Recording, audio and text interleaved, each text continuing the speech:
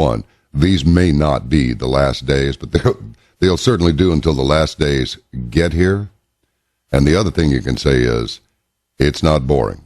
We welcome back to the program Tom Horn and Chris Putnam for a discussion of portals, passages, doorways, how, well, if and how people go through them. And it may give us an idea as to what is wrong with these people. Why do they do the things that they do? What is influencing them? To what degree are they being influenced? And where are we really in the grand scheme of things? Welcome back, Tom Horn, Chris Putnam. It's great to have you back here. It's always a great conversation when you come on to Caravan to Midnight. I welcome you. Great to be here, John. Yeah.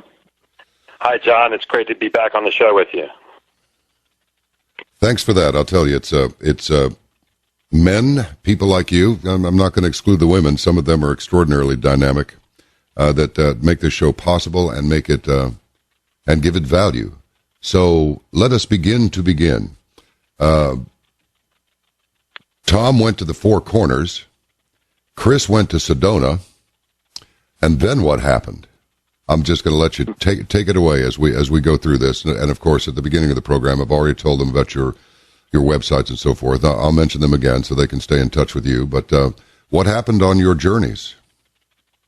Well, if I can, I'll just jump out here and get us started and let people know right away that I'm kind of I'm a dreamer. You know, I come up with all these fantastic ideas about investigations and things like that. But then, of course, to really get it done, you need theologians, you need scholars like Chris Putnam, you need field investigators. And we found some fabulous stuff that we'll tell you about here over the next hour, 2 hours, however long we're on the program. But how this got started, John, is very interesting. It actually has a little bit to do with some stuff we talked about on your program once before when Chris Putnam and I, a few years ago, and even this, by the way, was kind of preternatural, kind of supernatural, how he and I came together and the timing of it, to do an investigation into a 900-year-old Catholic prophecy called the Prophecy of the Popes. And we had found it interesting that you had this 900-year-old prophecy, and whether you believe in it or not was kind of beside the point. It's an old document. It has historical value, and it was going to reach its ending. Pope number 112, who the prophecy says will be the last pope, right? The guy that's going to be sitting on the throne of Peter as the world and the church enter into the Great Tribulation period. Well, next to last pope was, Pope Benedict. And Chris and I, through a thorough investigation in the book Petrus Romanus, and by the way, we're giving that book away. We're giving the sequel to it, Exo Vaticana, away. We're giving $200 worth of stuff away at skywatchtv.com. So I don't want people to think I'm pitching this book for them to buy it because they can get it for nothing right now. So but the point around the book was we made a prediction, and we made this prediction 1 year in advance that Pope Benedict was going to resign the papacy. And this hadn't happened in 400 plus years. And we not only predicted that he was going to do that, we predicted the month that he was going to do it. And when it happened, exactly as we had said that it would, well, then, of course, we had people all over the world, They're wanting us in media. Chris wound up on a History Channel documentary. There was a documentary movie made by WorldNet Daily on it. It was just a big deal, right? Yeah. But here's the thing. When we were out there talking about the prophecy of the popes and how did we come to this conclusion and so on and so on, the amazing thing, John, was that when we were on shows where people could call in and ask questions, in fact, as I recall, I did a show with you on Coast to Coast on this, and people were calling in, and here's what they were asking. They were saying, yeah, but what do you make of the Vatican out there right now? So much about aliens. I mean, why do they have their lead astronomers like Jose Gabriel Funes and the Pope's Consul Magna? Why are they out there saying, I would baptize an alien, and it's more likely than not that extraterrestrial intelligence exists? And why are they doing all that? It was so outrageous, we just kind of went right past it. It was sort of like, what? And then we moved on. But it was quite eye-opening to hear him talking about that with such frequency. Sorry. Yeah, well, that's exactly right. And so Chris and I, we talked about this, off air. We said if we're going to provide any kind of an authoritative answer, not just guessing, but I mean, if we really wanted to provide an authoritative answer to that question, what is the Vatican doing? Why are they aligning themselves to be the go-to religious order for official disclosure moment? I mean, if the aliens appear, they want to be at the forefront of being the religious element, of the world to provide answers to that. Why are they doing that? And we knew that in order not to come across as just a couple of evangelicals, either taking cheap shots at the Vatican's astronomers or being accused of taking them out of context, we knew that to provide the answer, we were going to have to go where the horse's mouth is. We were going to have to go to the top of Mount Graham in Arizona. We were going to have to meet with the Vatican's astronomers there, and we were going to have to ask them face to face what's behind all this conversation that they were having. And just so your listeners know, and you have a very educated listening audience, so probably most of them already do know this, but you don't just get in a car, drive to the top of Mount Graham, and jump out and say, we're here to see the aliens, right? Right. They'll lock you up. You can't get past the gates that are miles down off the mountain with signs in several languages talking about all the terrible things they're going to do to you if you try to climb over that fence. So anyway, long story short, people can read that whole story of how we did that, what we found out. That's in that other free book, Exo Vaticana. That's like a 600-page book. It's one of the finest books ever written. Chuck Missler said it is the best book from a Christian worldview on astrobiology and the question of aliens and UFOs and so on that's ever been written, which is really saying something because I had always thought he wrote the best one. But so we go up to the top of the mountain. We negotiate this through the Arizona State University. Chris and I get up on the top of the mountain. We take a camera crew with it. We didn't even ask if we could, and we weren't sure if we were going to have it, taken away from us while we were up there. But we go to the VAT, which is the Vatican's Advanced Technology Telescope. We meet with the Jesuit astronomer who's on duty there that day. The guy's really nice, answers all of our questions. We even ask these pressing questions like, can you deny or confirm what Malachi Martin said, that you're on the top of this mountain because you're monitoring something that is approaching the Earth that is going to be of the utmost importance?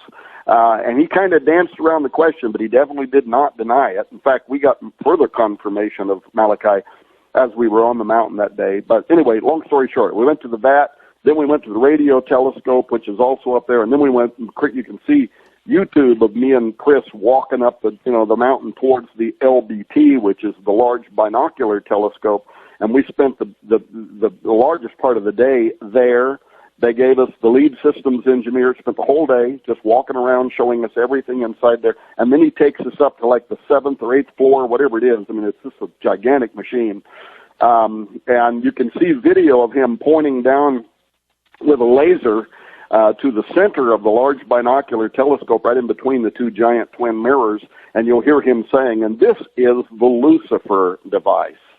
And then he goes on to describe how the Lucifer device is using infrared technology to monitor things in deep space, a.k.a. what Malachi Martin was talking about, evidently, that cannot be seen with the natural eye and cannot be seen with other telescopic technologies. The Lucifer device allows it to see through debris and light so that it can be used to monitor all kinds of things, I guess, in deep space. So we go there.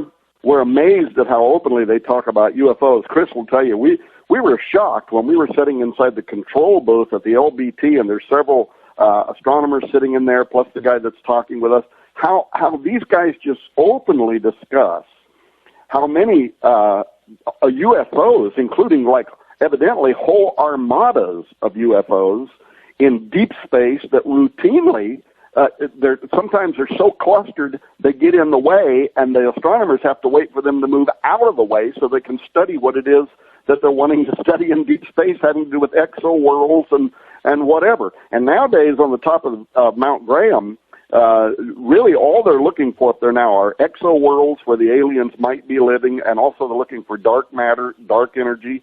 Cern has an interest in them finding dark matter, dark energy up there. So it all goes to parallel worlds, parallel realities. Anyway, So I don't want to dominate the conversation. So they're over it. The guys up there at Mount Graham operating the Lucifer device, they're way past. Do UFOs exist? They got to wait for them to get out of the way so they can look at other stuff. I'm not making this up. These were their lead astronomers, and we hadn't even gone up there to ask that question, by the way, because we didn't want them to think we're just like, New Agers or something seeking to get a thrill. We were really on a mission to confirm why the Vatican was up there, but they were just so openly talking about it. We're looking at each other like, really? Really? This is just such common language up here? So, yeah, it was like it's so much and so often in deep space, it's like swatting flies, trying to get them out of the way. They're so beyond are they there? They just want them to get out of the way so they can look into deep space. I mean, we're talking about intelligently controlled craft. Anyway, but here was the point I was going to make. So we come down off the mountain, and we think, man, we have killed it. We have got the most explosive, dynamic book that's ever been written on this subject. This investigation is hardcore, full-time, filled with meat, nothing in this book that isn't just line upon line.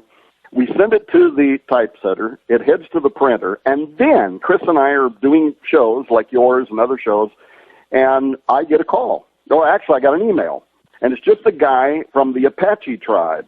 And he wants us to know that I, Tom, had missed the biggest point about this whole conversation about Mount Graham, because on a program I had said that the Apache had joined the environmentalists in Arizona, and this is all true, and they had filed a federal lawsuit to try to force NASA, to try to stop NASA and the Vatican from building that observatory in Arizona. And it was a big deal. I mean, somebody at the Vatican must have really been deep in the back pocket of the Arizona governor, because essentially they did an in-run around environmental law. And as you know, environmentalist lobby is very, very powerful. And they went around environmental law and essentially by fiat decreed that the Vatican was going to be able to build this observatory with NASA up on the top of that mountain. Well, I had said on a show that the reason that the Apache joined in this lawsuit was because the mountain was sacred to them, in the sense that they were there before any of us white dudes or anybody else came along, right? And their forefathers and foremothers had lived and died on that mountain, and therefore it was kind of like a graveyard. It's sacred territory. That's what I said. Well, this guy from the Apache Nation, he emails me after the program, and he says, man, you have really missed the point. It might be sacred ground, but that's not the point. He said the point is Mount Graham is one of the 4 holiest mountains in all of the world for all American indigenous people, not just the Apache. And he said it is because it is a portal. It is a doorway. It is a stargate. It is a place, he said, a sacred geographical location where entities have moved in and out of this three-dimensional reality since the dawn of time. And boy, I got to tell you, John, when he said that, the conspiracy meter in my brain went into the red zone, then thinking, oh my gosh, really? Maybe there is something here that is so incredible, so unbelievable about the dynamism of the earth and the idea of doorways and stargates, whatever kind of language you want to use. And maybe that's why the Vatican wanted to go there. Why not, by the way, why not just go to a different mountain and get the same elevation and environmental situations that you want to build an observatory? Why did it have to be Mount Graham? Why fight in federal court to get to go onto the top of that mountain? There would have been all kinds of mountains. I got another question for you, Tom. And Chris, sing out. Chris, you're going to have to, if you're going to be on the program with me and Tom, you're going to have to fight for your airtime. Okay, come on, man. All right, man. What are the chances? I mean, how does NASA hook up with the Vatican on a project involving this much expense without anybody being put wise to it out here in public land? I can field that if you want. It really, the connecting element between, really there's a consortium of European investors and schools that invested in the Large Binocular Telescope, which is the most expensive one up there. Then you have the radio telescope, and then you have the Vatican. And the thing that connects the dots between all of these organizations is the University of Arizona in Tucson, and they have one of the premier astronomy departments in the United States, and some of the top scientists in the United States teach there, and some of them happen to be Jesuits.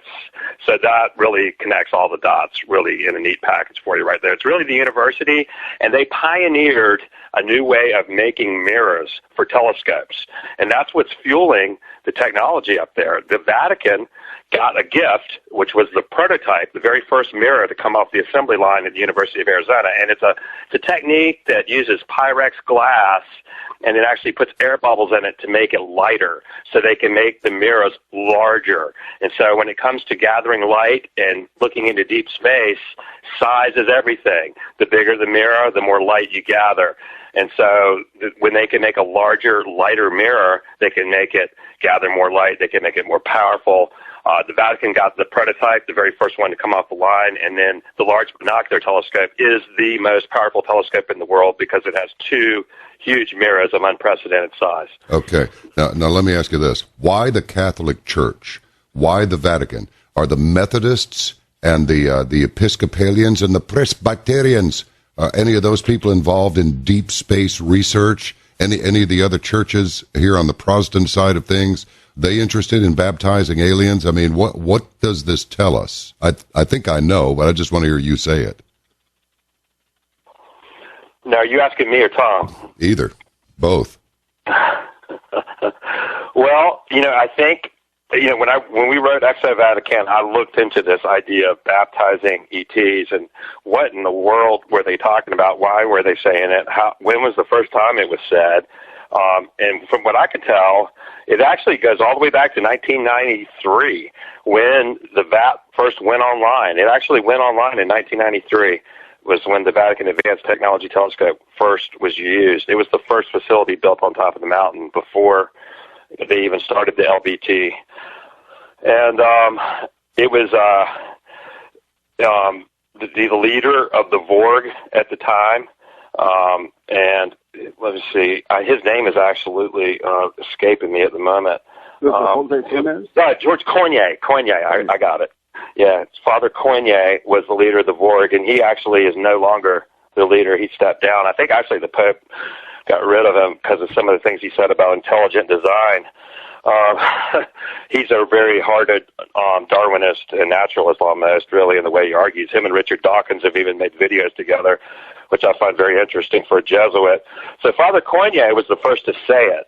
And he actually gave a really sensational interview, and I quoted in the book verbatim, where he said that NASA and the Vatican were teaming up to find aliens and then see if they could baptize them into the Catholic Church. And I'm not joking. This was widely published in 93.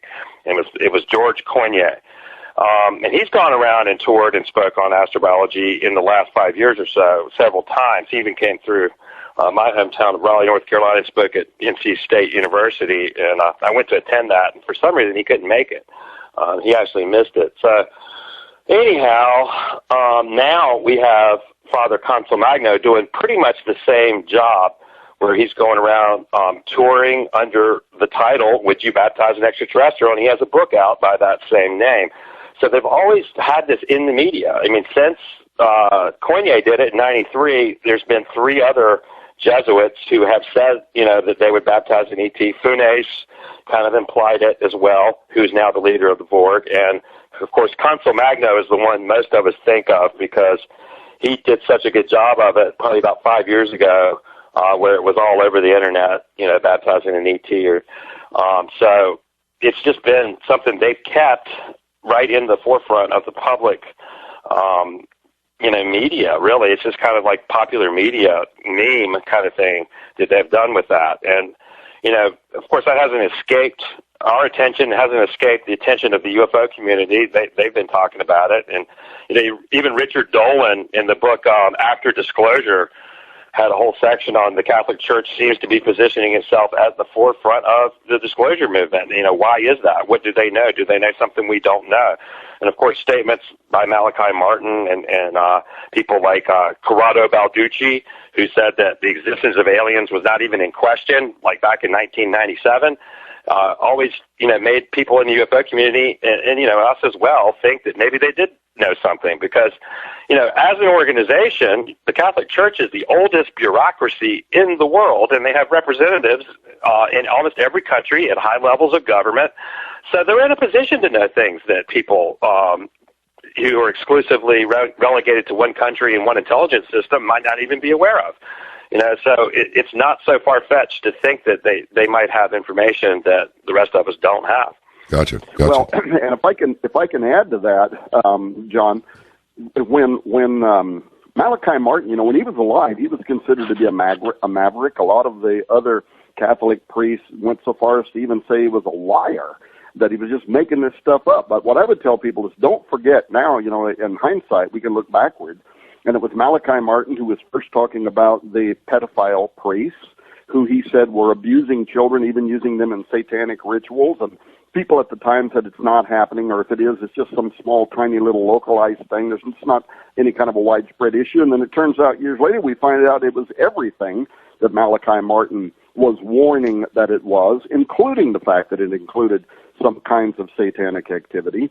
Now look at today and realize, and I would actually recommend that people get Malachi Martin's book, The Jesuits, The Society of Jesus and the Betrayal of the Roman Catholic Church, because when he wrote that book, he said that he hoped it wasn't going to happen, but he said that there was a secret war that was going on between the Jesuits and the members of the other parts of the Catholic priesthood. And he said that if the Jesuits ever take control of the Vatican, they will use it as an arm of the New World Order. And it is amazing that we now have the first Jesuit Pope. Yeah. So evidently they won that war he was talking about. And go back and read the secret of the Jesuits, the Society of Jesus, because he said they will use environmentalism, they'll use socialism, they'll use Marxism, they'll use liberation theology, and he said they will use those to make the church a part of the United Nations. Its ties with the United States will grow and other global powers, and it will literally become an instrument for the arrival of the kingdom of Antichrist. Well, go, if you read his book right now and you watch what's happening under this current Jesuit Pope, who I got no personal bone to pick with him, but I'm saying that it's almost like they're using that book as a blueprint. It's almost like they're following it line on line. So if Malachi was that correct about what was secretly happening with the pedophile priests, it all came out later, if he was that correct about what was going to happen if the Jesuits ever took control of the most powerful Christian organization in the world, the Vatican. Now imagine if he was also right when Art Bell asked him in 97, why is the Vatican on the top of Mount Graham? And he said it's because at the highest levels of Vatican government and jurisprudence, he said they know what is approaching the earth and that it is going to be of the utmost importance in coming years. Now think of this. Malachi, and people can go to YouTube and they can look up that old classic show from Coast to Coast AM from 97 and listen to him say these things.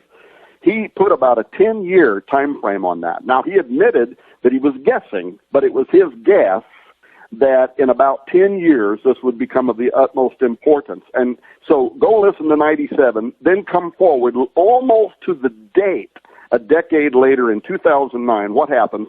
The Vatican abruptly calls for an astrobiology study week. They have the Pontifical Academy of Sciences, which Pope Francis has a long relationship with many of the people that are part of the Academy of Sciences. He actually had aspirations to become a scientist, by the way, and has Chris uncovered that he has a long-term relation with some of the members of the Borg going way back into Argentina. But in any case, the Vatican calls for this astrobiology. What do? They get 30 of the most powerful astronomers in the world. They invite geologists, theoretical physicists, but they also bring in theologians during the study week. And what is the week about? The entire week is to ask one question: what is the impact on religion going to be, on faith, given the disclosure or the discovery of advanced extraterrestrial intelligence in the universe? And that conference was literally as if they knew something right on the heels of when Malachi Martin said this whole thing was going to start turning. It's all going to start turning towards this idea of deep space and extraterrestrials, the Vatican's role in it, blah, blah, blah. 90 days after the Vatican has that meeting, The Royal Society. Now we're talking about the oldest scientific body in the world. They convene a meeting in the UK. Now we're January 2010, so now we're only 48 months ago. And imagine this scientific body, 350 years old. And for such a historic moment of celebration and commemoration, what do they come together to talk about? They've never done this before. 90 days after the Vatican, they too invite people from all over the world, theoretical physicists, people that work at Cern that are looking for parallel universes, and they also invite the Vatican's astronomers to come there. So again, you got Consul Magno, you got Jose Funes, you got these guys that are working for the Vatican. And what is the question they're going to study for their 350th anniversary? The detection of extraterrestrial life and the consequences for science and society. And this was amazing because immediately I know you remember this, John, because you are in the media. The media goes into a frenzy. Everybody wants to talk to members of the Royal Society. They want to talk to the Vatican. They want to ask what in the world is going on. And that's when the Vatican set out. Jose Gabriel Funes, the head of the Vatican Observatory Research Group. But here's the thing that you have to take note of, and this is very careful. And so in every known kind of indoctrination, whether it's military school or public school or media, if you want to convert somebody to a belief system that is in stark contrast to their world view, you have to take it slow. You have to introduce a kind of a novel idea, kind of get them thinking about it, and little by little you bring them along in this idea to the deeper, and possibly more problematic aspects. It's a Hegelian dialectic or anything else people want to put on that, but there is a process for indoctrination. So the Vatican sends out Jose Funes. What's he do? He says, well, we're just positioning ourselves in this way just in case. We've had some bad history with oppressing scientists and whatever. We don't want to have that reputation anymore, so it's just in case. A few weeks go by, and he starts saying, well, in fact, he says this. He says, extraterrestrial intelligence is more likely than not. And therefore, if they're there, they had to be created by the same creator that made us, and therefore they would be our space brothers. And that's when they start talking about the extraterrestrial is our brother, and we would baptize them. A few weeks go by, and now the Jose Funes says, furthermore, he says, it is heresy, he said, would be not to believe in extraterrestrial intelligence because it puts limitations on the creative power of God. So if you don't believe in aliens, then you're the heretic, not the ones who do believe in them. Then it went further. And now you have Opus Dei level theologians today that are working at the Pope's University in Rome, and they are actually writing doctrine that is going through its process so that it can be approved by the bishops and whatever, and eventually maybe become something that is endorsed by the Pope and the Vatican itself. They're writing, Tanzella Niti, who is an Opus Dei level theologian, wrote a paper that we quote in our Exo Vaticana book, in which he says that it's very possible in the near future, get this, John, that there is going to be information from an extraterrestrial source. Now, how in the world would they know this? Information from an extraterrestrial source that is possibly going to change everything we have ever thought we knew about the gospel, about God, about Jesus Christ. And now they're saying, therefore, the extraterrestrials, we know that we're fallen, right? We're fallen. And so our understanding of doctrine and theology and whatever is somewhat skewed by the fact that we're separated from God. We're in a fallen state. They say we cannot assume that about our brothers in space, the extraterrestrials. Therefore, if they're not fallen, they're morally and theologically superior to us because they're closer to God than we are. And therefore, they're going to be coming here to baptize us. We're not going to baptize them. They're going to baptize us into their faith. And so there's been this migration from it's just in case to they might be our brothers to yes, I would baptize an alien to wait a minute, they're coming here to baptize us. They're morally superior to us. And we take the readers carefully through, and we provide just, man, I don't even remember how many thousands of credits that we have in the back of that book to substantiate the dozens of Catholic theologians that are working on this stuff right now to make this part of the public knowledge. Again, we're giving that book away free right now. But so I'm not pitching a book. I'm telling you that we did our due diligence, Chris Putnam especially. I mean, this guy, he takes you to university, if you will, on this whole question about what is happening, why is it happening, and now they haven't slowed down. Now, 36 months later, Guy Consolmagno's on an international tour right now, this week. He is speaking in universities around the world, and the title of his subject matter is "Would You Baptize an Extraterrestrial?" The whole idea to introduce people to this concept. And then I'll say one final thing and shut up again. But the other thing they've said is that extraterrestrial intelligence discovery will not challenge the authority of the Roman Catholic Church. This is in media. Several of their spokespersons through the El Observatorio Romano, which is the Catholic-owned media, have said that statement over and over again: extraterrestrial intelligence will not challenge the authority of the Roman Catholic Church. My question about that is, how in the world could you know that? How in the world could you know it's not going to challenge the authority of the Roman Catholic Church unless you made some kind of Mephistophelian bargain, some Faustian deal with some power that you happen to think is extraterrestrial? How could you know it won't challenge the authority of the Roman Catholic Church? That's a very strange statement, isn't it? I would agree. It would have been a little more palatable if it had been the incoming doctrine will not challenge the authority of God Almighty or Jesus Christ, but in this case, it's the Catholic Church. Yeah, and John, I'd like to help clarify a point. I think it's just kind of, there's really a question that's just kind of hanging out there that maybe some of the listeners have and that we haven't addressed yet. And I just feel like it's an urgent thing to address. And that is, what do we think about the existence of aliens? Are we just picking on the Catholics because they believe it's a possibility? Isn't it logically possible that there are extraterrestrials? So what what are Chris and Tom saying? That to believe in that is heresy, and we're being critical of it? I just want to be real clear about that. We don't know if God has created other beings, and we don't claim to know with any authority that. But what we do value and want to the readers to consider is that God did speak through His Word in the Bible, and we take that quite seriously, and we take the prophecies in the Bible quite seriously. And our problem with this whole paradigm isn't really the existence of these beings or anything. It's that God has kind of given us a template of what to expect, and it's not that the Bible says aliens don't exist. It really doesn't even address the question at all. But to us, that implies something. It does tell us to expect an unparalleled level of deception coming from supernatural entities near the time that Jesus would return.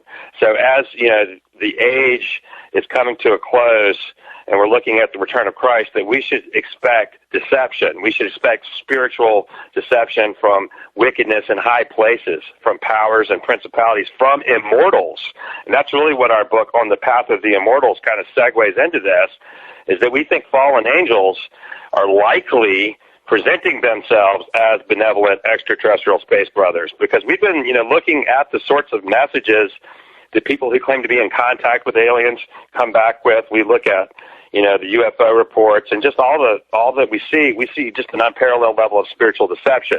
So this really concerns us, especially that Corrado Balducci, the Catholics' really main exorcist in the Diocese of Rome. He was a close friend of Pope John Paul II, and he was made to be a person of authority on this subject, and he went around speaking at UFO conferences and whatnot, and he was speaking about the same aliens that the abductees are speaking about. He was speaking about the same ones that the UFO contactees are speaking of, and he called them, the Space Brothers, and he wanted to be the emissary between the church and them.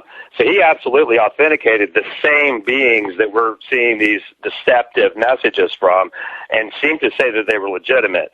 But they really contradict all Christian doctrine in really fundamental ways, and support this idea of oneism, that all is one, that all religions are praying to the same God. These are ideas that would be heresies within Roman Catholicism, a few decades ago, or before Vatican II, perhaps. But today, they really are very open, and even embracing Islam at the Vatican, which was pretty unheard of, just a few decades ago, to even consider such a thing. So something has changed Catholic theology in a fundamental way, but this idea of being really open to the existence of ETs is one thing, but it's when you start endorsing these doctrines that we see are fundamentally opposed, to the message of the gospel, to the message of Jesus Christ, that we have a huge problem. And that's why we're throwing up red flags saying we don't think these are really aliens. We think that these are the deceptive entities that the Bible predicts. And, if we're going to listen to and believe these prophecies that God has given us, we should be expecting a deception, not beneficial revelation from benevolent Space Brothers. So that's really our position. We don't know if aliens exist, but we expect deception, not, and somebody to help us in our evolution. And if I can, let me add to that, bringing up, Monsignor Corrado Balducci. He was actually the official spokesperson for the Vatican on the subject of UFOs and aliens. So he wasn't a Johnny-come-lately. As Chris Putnam said, he was an exorcist, he was a theologian, he was a personal friend of the Pope. But here's something strange about him. He actually died a few years ago under somewhat mysterious circumstances. Just before he died, he went out on Italian television. You can go to YouTube and Google this, and you can watch the programs that he was on. And even if it's in Italian, they put the English subtitles below it. And he was talking about something very important. And then around the same time, he partook in a documentary where he was repeating some of the same information. The documentary is actually being made here in the U.S. Guess what he was saying on Italian TV and in this documentary? He said, the aliens exist, but this is not a theory. He said they exist, but then he added this caveat. He said, and some of them are here now, and they're already interacting with the leaders of the Roman Catholic Church. Now, that was really important because as an exorcist for the church saying, these are not angels, they're not demons, that was his position. Contrary to what me or Chris might say, he said they're not angels, they're not demons. He said these are advanced people.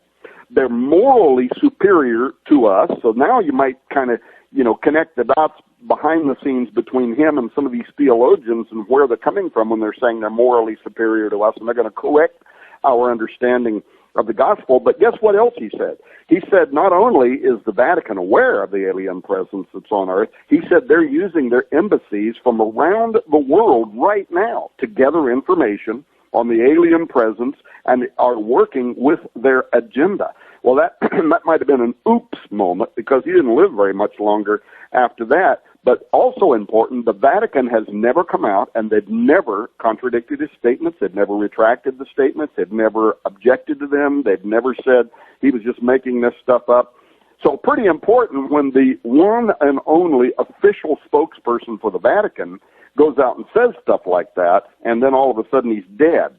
And that's a pattern that has kind of happened over and over again. You remember with Malachi Martin, not only did he say somebody pushed him down a flight of stairs and he died when he was getting ready to do an exorcism, but he was also working on what he said was going to be his most explosive book yet, talking about how the powers that be inside the Vatican were positioning the church to become an instrument of the Antichrist. And that book's never been read. The document was lost. The manuscript was lost, but he was on radio talking about it. And then, of course, his really good friend, Father Coons, remember? He was also a friend of Malachi. He was also opposed to the Vatican II liberalizing of the church. He, too, and there was no doubt that he was murdered because he was found with his throat slit from ear to ear inside of his church, and with some eerie stuff that seemed like it had been taken right out of some of the pages of Malachi Martin's work. So what am I saying? I'm saying there's a whole lot more here If people listening to this program think that Chris and I try to make a mountain out of a molehill, actually we're making a molehill out of a mountain. We're understating a monstrous conspiracy that has been operating inside of the Vatican. But let me try to tie it back in now, go full circle and come back now to Mount Graham. When we came down off of that mountain, and this is very important, and we were contacted by a member of the Apache saying that you've missed the whole point, that mountain is a portal. It is a stargate. It is a doorway. Well, then Chris and I started this new investigation that has ultimately led up to where we are right now today, the release of the book On the Path of the Immortals, but there's also a 2.5-hour documentary, special investigative report, which we're giving away, 2.5-hour special investigative report that's been produced by Skywatch TV, also called On the Path of the Immortals, and it provides footage that is exclusive to us. Our film crews went there, we caught it, so we wondered, okay, if the Apache are saying that Mount Graham and other places around the world is in fact a stargate, a portal, a doorway, a place maybe where the veil between our reality and other realities is thinner, whatever language you want to put around it, it's that place. We ask ourselves several questions. Okay, so first of all, as apologists of Scripture, would we be able to support that in the Bible? Because frankly, if there isn't anything in the Bible that would support the idea, then what are we even talking about? And we found that there was, actually, I thought I knew the Bible well. John, we found lots of stuff in Scripture that supports us, and I never even thought of it that way. We can talk about some of those if you want. So that was one of the points. But the other point was, is this a global phenomenon? Not just where in the Bible it talks about stargates and doorways. Was this something that was happening all over the world? Does it have historicity? Was there a time when these doorways once before opened and stuff came through them? Does prophecy out of the Bible say it's going to happen again? These were really gigantic questions to us because nobody out there in the prophecy circles was talking about this. And I came to believe that it's actually the most overlooked aspect of end times Bible prophecy in the world. I mean, people are talking about the Middle East, they're talking about the Islamic nation, there's guys like our friend Joel Richardson talking about the Islamic Antichrist. I don't know whether I believe that theory or not, but at least he's making it a conversation around the world. People are talking about those who want to build the third temple. They're talking about the location of the red heifer. They're talking about all kinds of stuff, and it's all good, but nobody out there is saying, oh, and by the way, the most dynamic, explosive, and possibly fearsome aspect of end times prophecy is that the Bible also says in the end time, doors of the earth are going to open, and things that are underneath the surface of the earth are going to erupt like a volcano onto the surface of the earth in wrath and fulfillment of a great tribulation period such as the world has ever seen, and men's hearts are going to fail them for fear for seeing those things that are coming upon the world. Thankfully, it also says, as this stuff starts coming up out of the earth, that God commands these agents of destruction, and he says, you do not touch those that have the seal of God in their forehead. So thank God for that, right? So those who belong to him will be protected, but this is something, the average person gets in their car and they're driving to Walmart. They're not thinking that the road they're driving on is built on the surface of what is actually a very active reality beneath the surface of the earth, where there are things where the angel of the bottomless pit comes down with a key and he opens a doorway and stuff starts coming up out of the earth and wipes out a third of humanity. So there's right there where the Islamic nation is right now. If you notice, the entire territory where they're operating runs the length and width of the Euphrates River. And the Bible says that when the seals start opening, and you're talking about now like the book of Revelation chapter 9, that it says that there are angels that have been reserved there for a period of time. These are fallen angels. They're demonic, very powerful beings that are in the great river Euphrates. They're concealed there behind a doorway.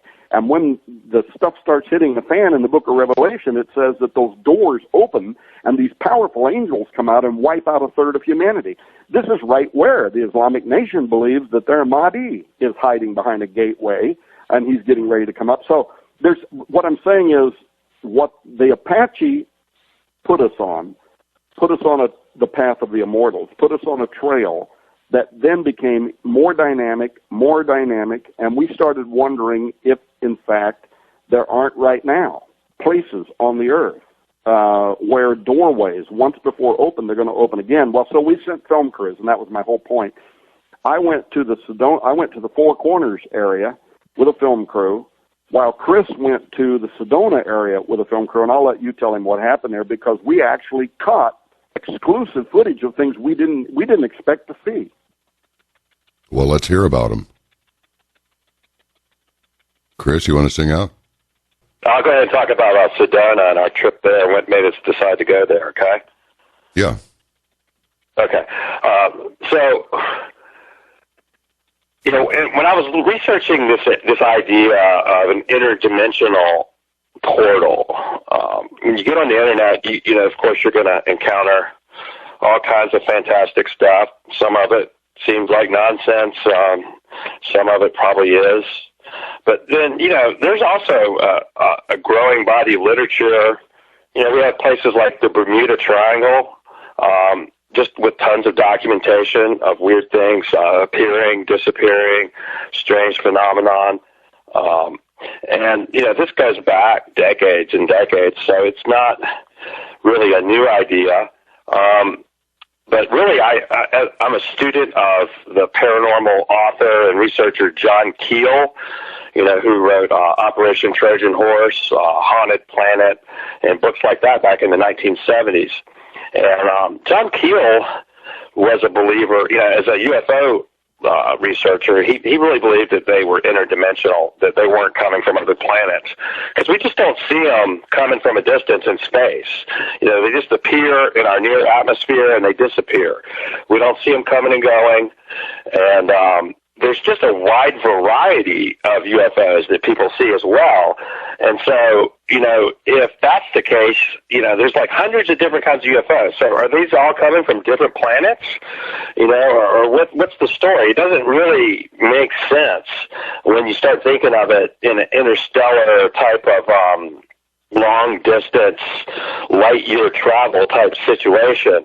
It really doesn't make sense. They either have to be taking advantage of wormholes or, you know, some extra dimensionality for the sheer level of craft that we see, the number of craft and the variety of craft that people report. You know, that's one explanation. It doesn't seem to be coherent to say they're just flying long distances from faraway planets. So, you know, at bottom, you know, it could just be a subjective element that they're a product of human consciousness and people are making up parts of it. But if there really is an underlying reality and people are reporting this variety of craft, then you really expect it to be something more elusive than just long distance travel. So we've always favored the idea that they're popping in and out from extra dimensionality or some sort of parallel universe type of idea. And John Keel was one of the early proponents of such a theory. And, you know, he proposed that every state in the United States had several of these windows, is what he called them. Keel called them windows. And, of course, his famous case was the Mothman and the Mothman prophecies over Point Pleasant, West Virginia. And I actually visited that area and talked to some of the people there and looked at some of the old newspaper articles and read some of Keel's handwritten notes. And it really does seem that a portal opened over that area, and it really was centered on the collapse of the Silver Bridge in Point Pleasant, West Virginia. And after that bridge collapsed, all the weird stuff stopped. And so it wasn't just the Mothman. It was the increase in UFO sightings. There was the Mothman, and there was a large Thunderbird, which is one of these, you know, huge, what looks to be a prehistoric bird, maybe like a pterodactyl or something that was flying over the area. And so these are not uncommon events. You find out, though, when you look at other areas that claim to have portals, people seem to see these Thunderbirds. Some people even claim to see things that look like dinosaurs, like they're looking back in time. People see light orbs flying around, lots of these orbs of different shapes and sizes flying around. People, Bigfoot has been associated with these portal areas. There's lots of Sasquatch sightings, footprints and whatnot. People claim to see like ghost-like beings. They seem to be humanoids, but they fade from existence like they go through the portal. This is really common. Giants have been seen in these areas as well. But when I got on the internet and I was looking around the United States, I was looking at the idea, like one of the first things I did when I wrote the book was research the science of portals and what kind of legitimate physics, we talking about when we talk about wormholes and whatnot. And one of the things that I discovered early on that is really fascinating, and it connects to the Sedona story, so I'll bring it back around to that, is that, most of the time when you talk about a black hole, people don't think wormholes are possible because black holes will kill you. The gravitational forces will just rip you to shreds before you get to the event horizon is typically the way we think of those, and that's absolutely true. But there was a physicist named Roy Kerr, Kerr, Kerr, who came up with the idea of a Kerr black hole. And what he discovered is if a black hole rotates at a particular speed, it has to be a precise speed, it will actually produce a centrifugal force that will counteract that destructive gravity, making it a traversable black hole. So he absolutely did the mathematics and proved that if rotating at the right velocity, you can have a black hole in which a person could go through. Interestingly, once they got the Hubble up and they started finding these accretion disks, which is one of the only ways they can see a black hole, they do see a vortex pattern. They see things spiraling into it, and kind of like a tornado, and that does seem to support the idea that many of these are rotating. Now, what I found to be fascinating is that you look in, ancient Hebrew scripture, like the book of Job, which many think is the oldest scripture that we have, actually. That there's kind of some controversy about that, but that's been one of the main ideas that you've heard over the years, that Job is the oldest book we have in print. But you see over and over that God speaks to Job out of a whirlwind. And I just found that kind of fascinating, that God speaks from a whirlwind. Elijah goes up to heaven in a whirlwind. And it kind of meets the basic description you would think that an ancient person would have if he were to see a wormhole.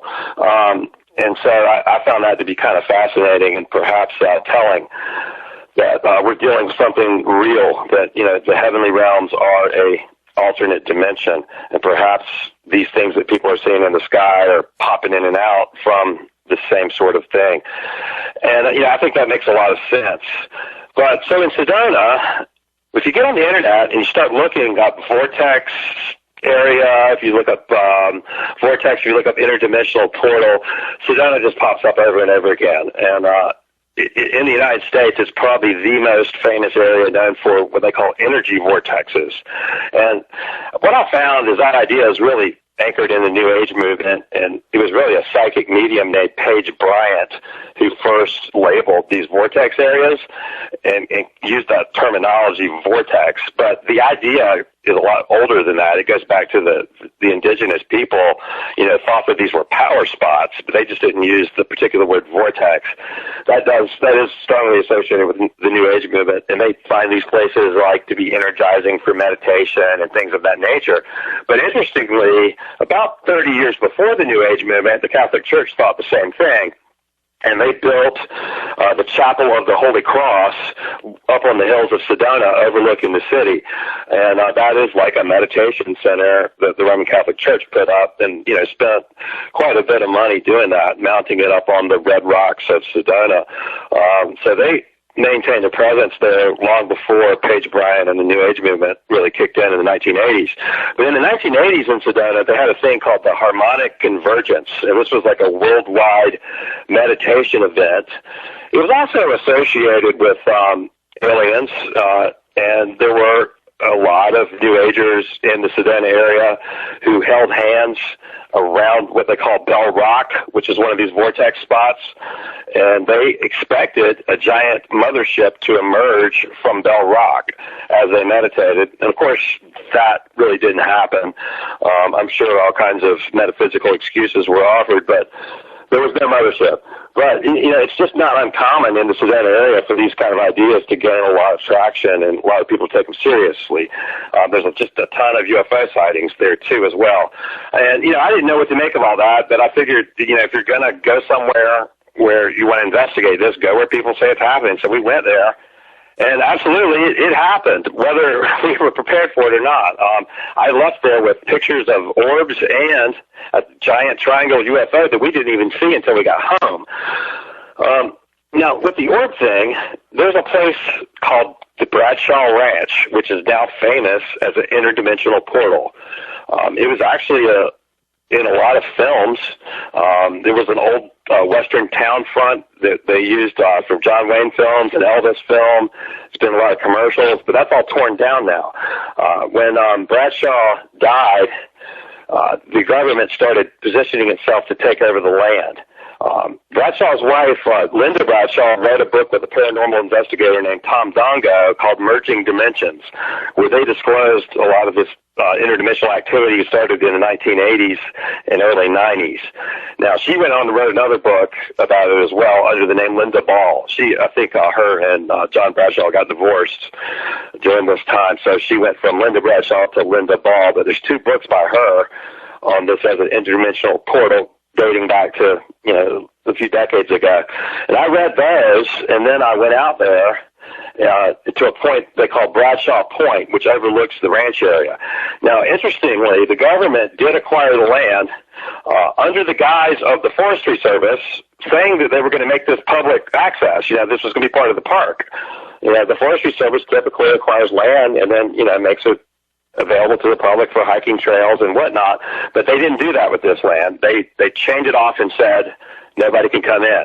And so that has really done nothing but increase, the conspiracy theory lore about the interdimensional portal. Now the government's keeping it a secret, and who knows? They won't tell us. And it's certainly not public access. I went up there and verified the sign myself. It says that you cannot enter under a penalty of a government fine and imprisonment even. So it's really kind of a mystery why this area that was once featured in Hollywood films and, just a popular area for tourists to visit is now off limits, courtesy of the United States government. But you can overlook it very easily from Bradshaw Point, which is where I went. And, as a skeptic of the orb phenomenon especially, I always kind of thought those were dust particles and moisture on the lens of the camera, reflections inside the camera. A lot of cheap cameras will have inner reflections that create those kind of phenomenon on pictures. So what we did is set up 2 high-quality cameras, so, you would have one to verify the other. So we ran video on one Canon camera while we took some still shots with another, trying to capture these orbs. And interestingly, not only did we get them on 2 cameras at the same time, my professional photographer saw one with his naked eye without even using a camera, and then we got video of one flying around moving, so it's not just a little spot of light, and that's available at the Path of the Immortals Facebook page. People will just go there and like that page. They can watch the video of a moving orb that we captured on Facebook. But, so we got this one flying around. We got them appearing, disappearing. It's just really odd. And the one that moves around, it just seems to move evasively. It flies one direction, makes almost a sharp 90-degree turn, kind of zigzags a little bit, then just sort of fades into nothing. And I don't know what to make of that, but it almost seems to be moving intelligent. It's so brief that it's hard to really classify it that way. But, I don't know what to call it, other than we saw a lot of them moving around. Now, that night, we also went out, and I have a publicity photo I did where I'm standing in the desert of Sedona, and behind me you see the stars really bright. And the way you take that photo is my photographer held the lens of the camera open for 10 seconds to gather a lot of light from the stars, so I had to remain really still. Well, while I was doing that, my wife was just kind of wandering around behind us in the desert taking shots, and in one of the shots when we got home, we discovered this large V-shaped craft, it appears to be, way in the distance. And there's a tree in the photo for perspective, so you can see it's really far away, and it appears to be really large. And it's a really sharp, pointy V that doesn't look like a typical aircraft. So we suspect maybe we got some kind of top-secret government project or something like that, because there's also quite a bit of lore that there is a secret base in the desert near Sedona, and that explains some of the UFO stuff that people are reporting from that area. But it doesn't explain the orbs. And like I said, I had never been much of an orb believer, but I came away as one. Some of the orbs that I've been looking at since then, they really do seem to have like faces in them. They're really weird. I've had some really high profile people that you would not expect show me their own orb photos, and I'm not at liberty to even disclose who those people are. But since then, a lot of people have come out and confessed to me that they also believe in them, but they don't like to talk about it because people are so skeptical, and they showed me their own orb photos. And I could tell you now that I'm convinced that these are intelligent entities. I suspect that maybe this is the way some spiritual beings are able to transport themselves. They kind of convert into this light energy orb and travel about and perhaps manifest in a body or something like that somewhere else. But it does seem to be something to it. And, I'm certainly not dismissive of it anymore, and I take it seriously. And I'm interested in any photos or evidence that any of your listeners might want to send me. They can send it to logosapologia@gmail.com. It's LOGOSAPOLOGIA at Gmail. And I'll certainly take a look at your orb photos and things like that if you'd like me to look at them. Well, I'll tell you what, we have somebody near and dear to this program who captured it on an iPhone, and it was right over Dallas, Texas, and all this stuff was, these little orbs were streaking around. We're going to make sure and send these to you. I can't believe it. I think it's on YouTube still, isn't it? How did they find it? Hang on. Okay, that sounds good. I'm consulting with the ghost. Oh, yeah, UFOs over Dallas Mothership. Just put that into YouTube, and you'll see it. Is it posted by Mr. Ghost? Okay. That sounds fascinating. I think it is kind of telling that, a lot of things that we've classified in the past as ghosts and spirits seem to be merging with what we've called the UFO phenomenon. So, it doesn't really seem to be so much space aliens as it does appear to be something that's always been here, which is kind of what Keel was saying. It's kind of what Hynek came around to, and it's also, what Jacques Vallée was saying, and it's kind of where Tom Horn and myself have been coming down as well, that this is an interdimensional phenomenon. It's always been here. It just kind of changes its guise from generation to generation. It was fairies and elves a couple hundred years ago in the UK. Now today it's space aliens. And, it just continues to morph and stay 2 steps ahead of the technology of the day as its cover story. Well, and it's also interesting that the Vatican, whether it's Sedona, Arizona, they have a presence there. Whether it's Mount Graham, they have a presence there. The Vatican also has an unspoken interest in positioning themselves in these places where there seems to be these thin areas between dimensions, doorways, gateways, whatever you want to call them. And we're not even going into the fact that after we were contacted by the Apache and we started doing some radio shows asking questions about this and television shows, that another guy sent me a whole box full of video where his mom lives at the base of Mount Graham, and she's kept cameras fixated on the mountain for like the last 20 years. And he literally sent me like 20 hours of film showing what appear to be like sprites or spirits or I don't know what these things. They're not orbs. They're bigger than that. And they literally come out of the mountain. They come right through the mountain, out of the mountain. They wisp about on the mountain. They go back into the mountain. And every once in a while, they materialize enough that they have expressions, and some of these are very scary. Some of these are very demonic-looking things that are manifesting, and we actually have on film now. So what's going on?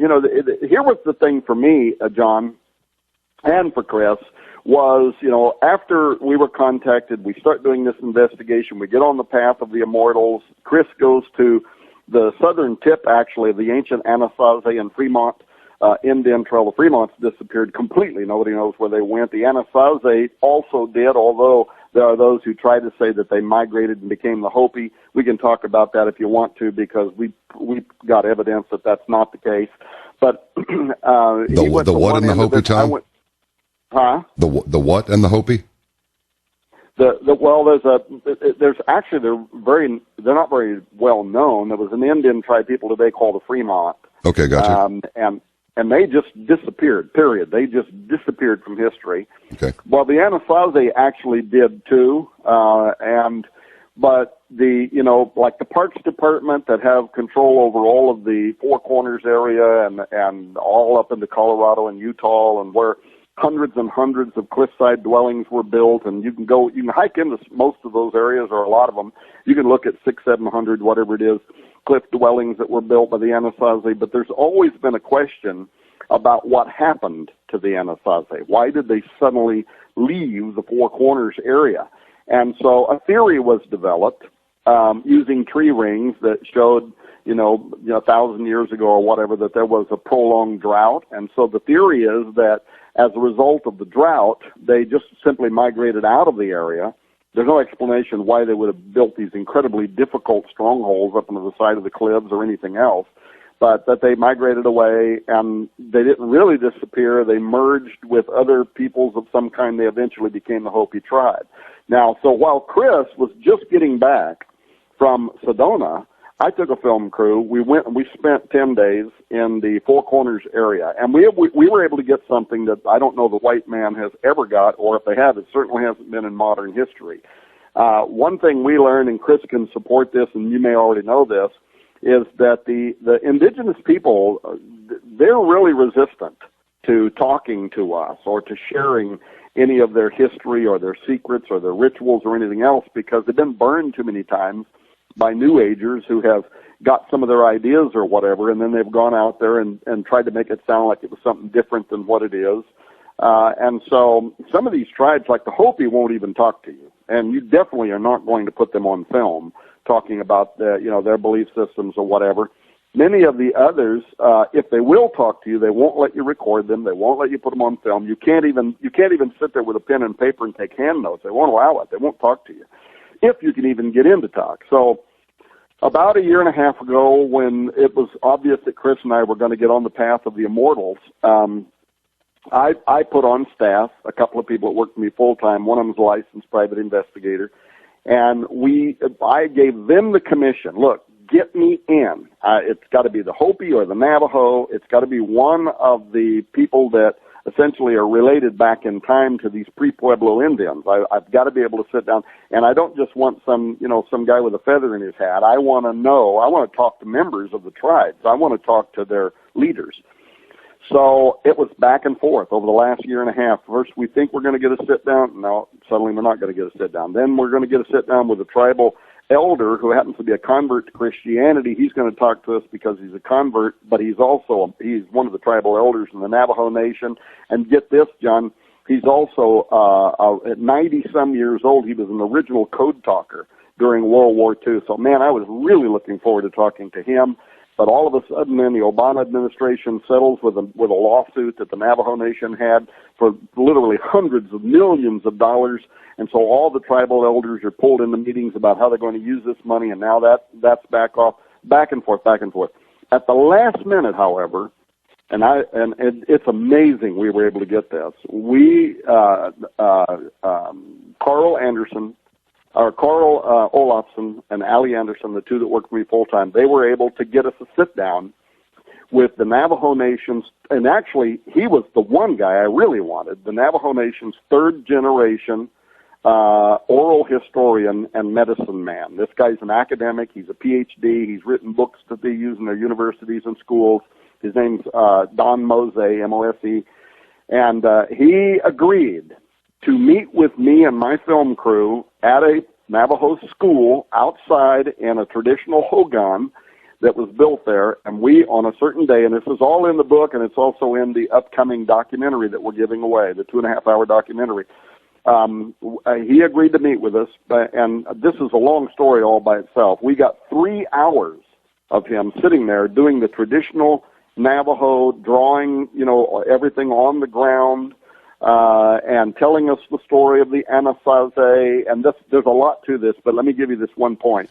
So there's a point where I asked him, tell me about the Anasazi, and what does their name mean? Because I said, I've looked this up online, and one authority says their name means the Ancient Ones. Another authority says their name means an ancient alien enemy.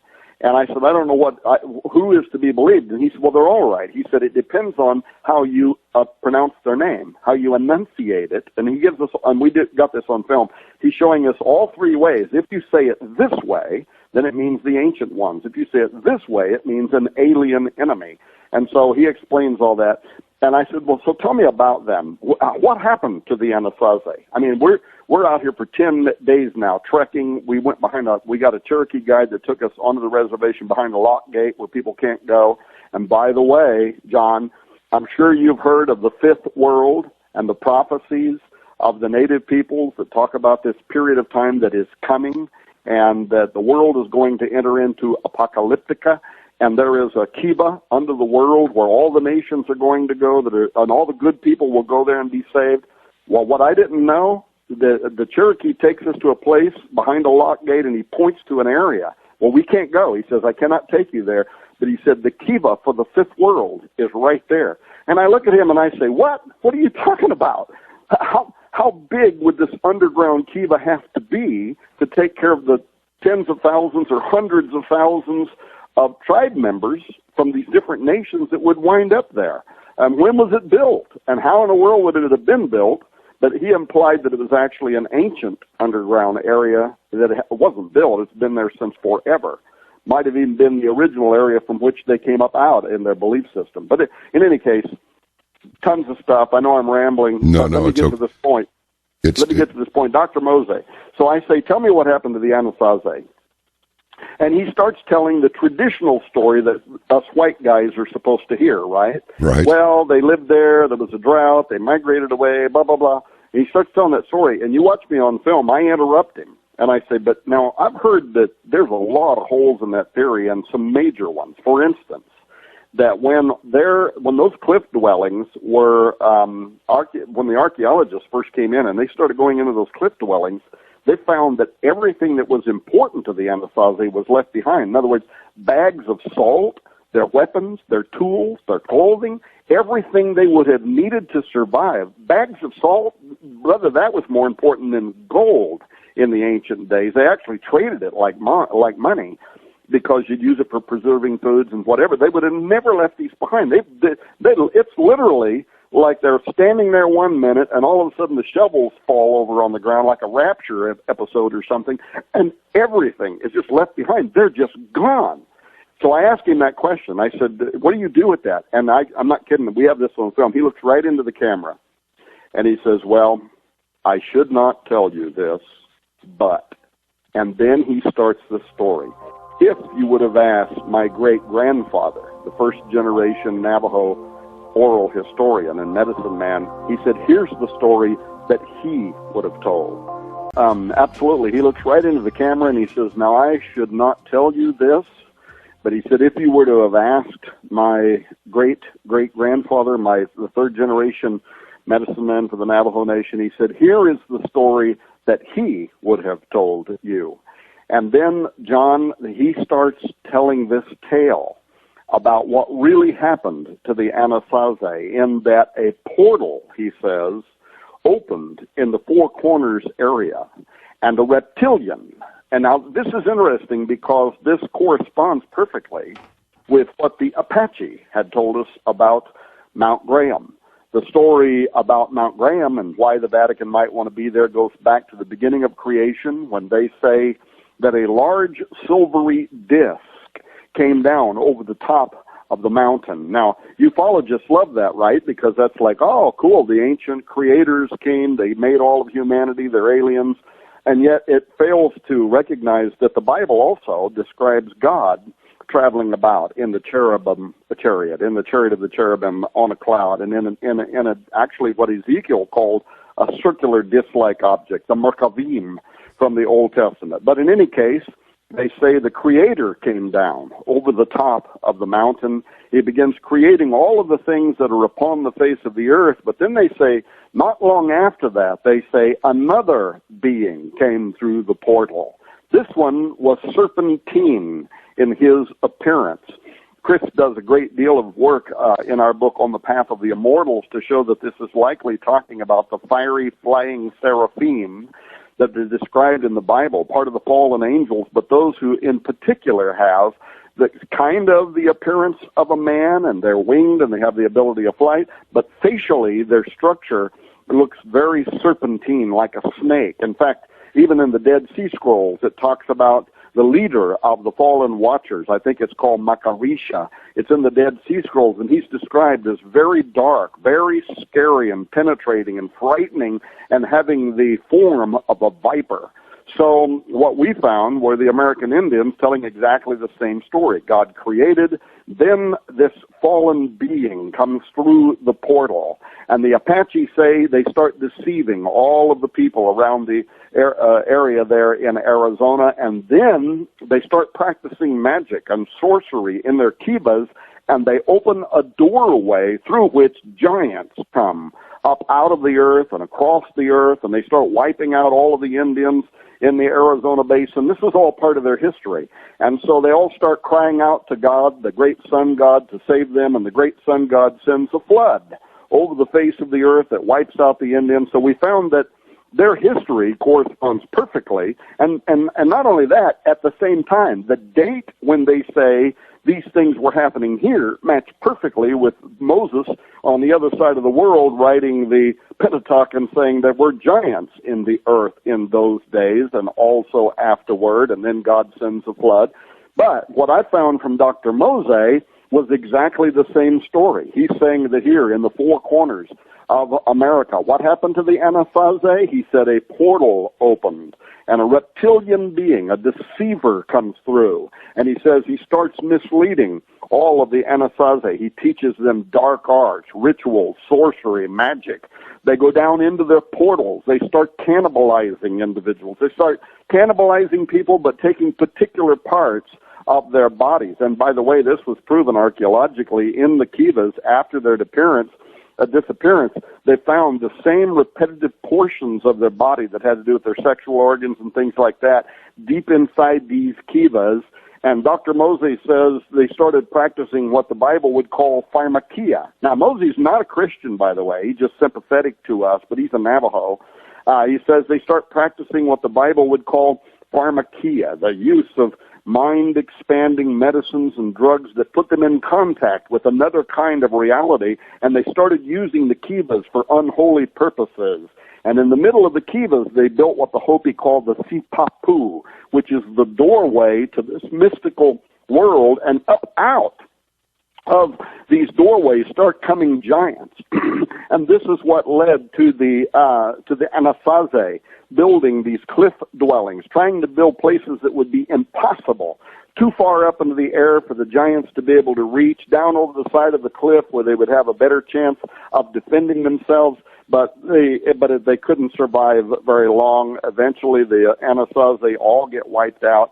So he tells us, well, we can go, John, and take pictures of petroglyphs that the Anasazi left behind that tell this same story. And amazingly, we go there. We shoot film of these petroglyphs, which depict the spiral vortex that Chris was talking about a moment ago, which is an international symbol for a doorway, a portal, an opening.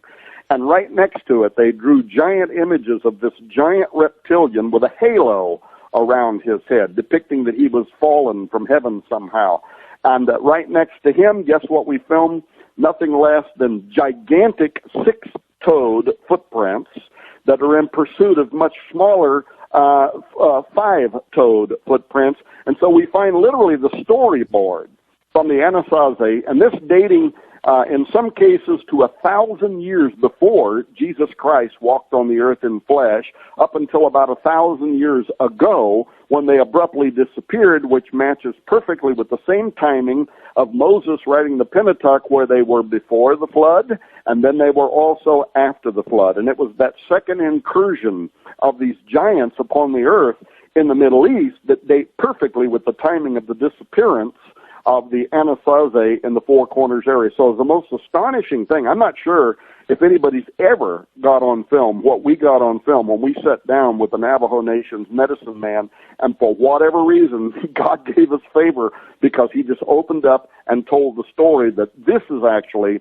the ancient story. There's the sanitized story that's told in school about the Anasazi disappeared because of a drought, and they migrated, they were assimilated into the modern Hopi, the Pueblo Indians, blah, blah, blah. But the ancient story sounds biblical. It matches perfectly, actually, with those stories. Oh, I should tell you, too, this investigation is continuing. Even now, Allie Anderson, just this week, sent me 50 more pages in this investigation, and this from archaeological digs that are being done and have been done at the university level that are being conducted under the auspices of the Crow Canyon Archaeological Center and Excavations in southeastern Colorado. You can hardly believe what these university professors are documenting. They are showing where the ancient Anasazi, there are places where they found where they were literally ripped to shreds. We're not talking about people who were chopped up with an axe. We're talking about people who were literally ripped apart. The sinew, the bone, the muscle mass was literally torn apart in some of the places where they have found their remains, some of them scattered over very long areas where you would find an arm ripped off where the muscle shred and stuff is torn away from the bone, and maybe something like 25, 30 miles away, they find the matching piece to this individual. There's absolutely no explanation for this, but this is being done at the university level. And then the other thing that they found, John, get this, they found remains among the Anasazi where the DNA, well, it appears, they don't actually have DNA, but it appears that they were actually offspring of the Anasazi, but they're entirely different. These are larger Anasazi, much taller than the others. Their mandibles are mutated. They have pointed teeth like a lion or something, and they have 6 fingers and 6 toes. They've actually unearthed the skeletons of these, and the theory, to me, of course, was, once again, is this biblical? Were they raped by the Nephilim? Were they raped by these giants? Because that's exactly what the Old Testament says. It says that they saw the daughters of men that they were fair, and they took them, wives of all which they would. This doesn't sound like, anything less than they forced themselves upon these people and then gave birth to this unusual offspring. So what was happening in the Old Testament appears to have also been happening here in the United States, and it gives universal credence to the idea of this universal flood that God sent to wipe out this hybrid Nephilim, these giants. Of course, all of the ancient books tell this story. It's a universal story. It's around the world. Every ancient history, every ancient society that had the capacity for writing record the story of the time when these illegal beings were on the face of the earth. But we just didn't think that we were going to find testimony and petroglyphs and other kinds of evidence to document the fact that indeed that was happening here in America as well. Well, it's not really surprising that I just wonder why, with all of this evidence lying around, most of this, I mean, even with brilliant people, not unlike yourselves, out doing this kind of research, coming back with actual evidence, photographs, proofs, plaster casts, all kinds of stuff, it still remains, for most people, the vast majority of people, in the lost land of woo-woo, and they don't believe it, and they continue so many continue to mock Scripture and just dismiss all of this as some sort of wild fantasy, but it isn't. And I just wonder why. I wonder what force it is that keeps so many people, other than the quiet Native Americans and some others. But really, I mean, let's just call it, as our language will permit it to call it, the more primitive cultures seem to be the ones that are they seem to be the ones that are wise to it, while the so-called sophisticated civilizations, it's like, nah, that's just a bunch of hooey. That's crazy. Well, yeah, John, that's really the subject that I tackled in my book, The Supernatural Worldview. This idea of naturalism has dominated Western culture for so long now. It reminds me of that line in the movie The Usual Suspects. It said the greatest trick the devil ever pulled was to convince the world he doesn't exist. I think that has been the strategy that has dominated the West, and that has obviously worked quite well. But from what I can tell, it's waning because of this sort of evidence, and also the evidence that human beings aren't simply biological robots. Things like the near-death experience are showing that you're not just a body, that you exist apart from your body, and in fact you retain your memories and your ability to perceive. Think people actually perceive things outside of their bodies. It really just decimates naturalism, and that kind of evidence is starting to mount. So we're seeing a shift in our culture, but most people are behind the curve, and that's why we're writing these books, and that's why we're doing this work. It's really to educate the church in large part, and hopefully maybe to win a few skeptics over as we go. And that would be just a privilege to be able to do that, to lead people to the truth. I'm not saying we always have it, but we're at least we're looking for it, and our minds are open to the possibilities. Now, one of the things that Tom is talking about, some of this stuff sounds horrific. People being torn apart, and this idea of reptilians. A lot of Christians are going to push back and say, well, this, I don't know where you guys are getting this. Well, just to be real clear, a lot of Christians, the idea of a reptilian being is actually absolutely a biblical notion. It's just kind of been masked in translation. Unfortunately, a lot of English Bible translators almost think it's their place to censor the Bible by the way they translate some of the terminology. If you look in Isaiah, right in the beginning of the book, there's the throne room of God, where Isaiah sees these beings. Now, this really is addressed in the early chapter of the book. What is this all about? Where I say, who are the immortals? Whose path are you guys on? The title of the book is On the Path of the Immortals, right? Right. Well, I don't like the term angel that much because really that's a job description. Angelos is a Greek word that means messenger. And we see these guys in the Bible quite often, like when the stone was rolled away from the tomb and there was a bright shining man standing there saying, Jesus of Nazareth, the tomb's empty. That was an angel. That was a human-looking divine being sent by God with a message to deliver, to people. In the book of Daniel, the angel Gabriel appears to Daniel, and he's this bright, shining, human-looking being.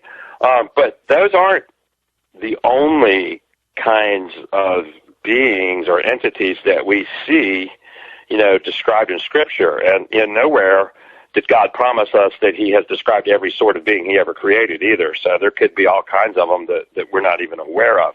But the ones we are aware of are very strange. Case in point, the seraphim that Tom mentioned. So when you look in the beginning throne room chapter of Isaiah, he's describing the throne room of God, and these seraphim have 6 wings, and they're singing holy, holy, holy is the Lord, and they're flying around God, and they're exalting God and worshiping God.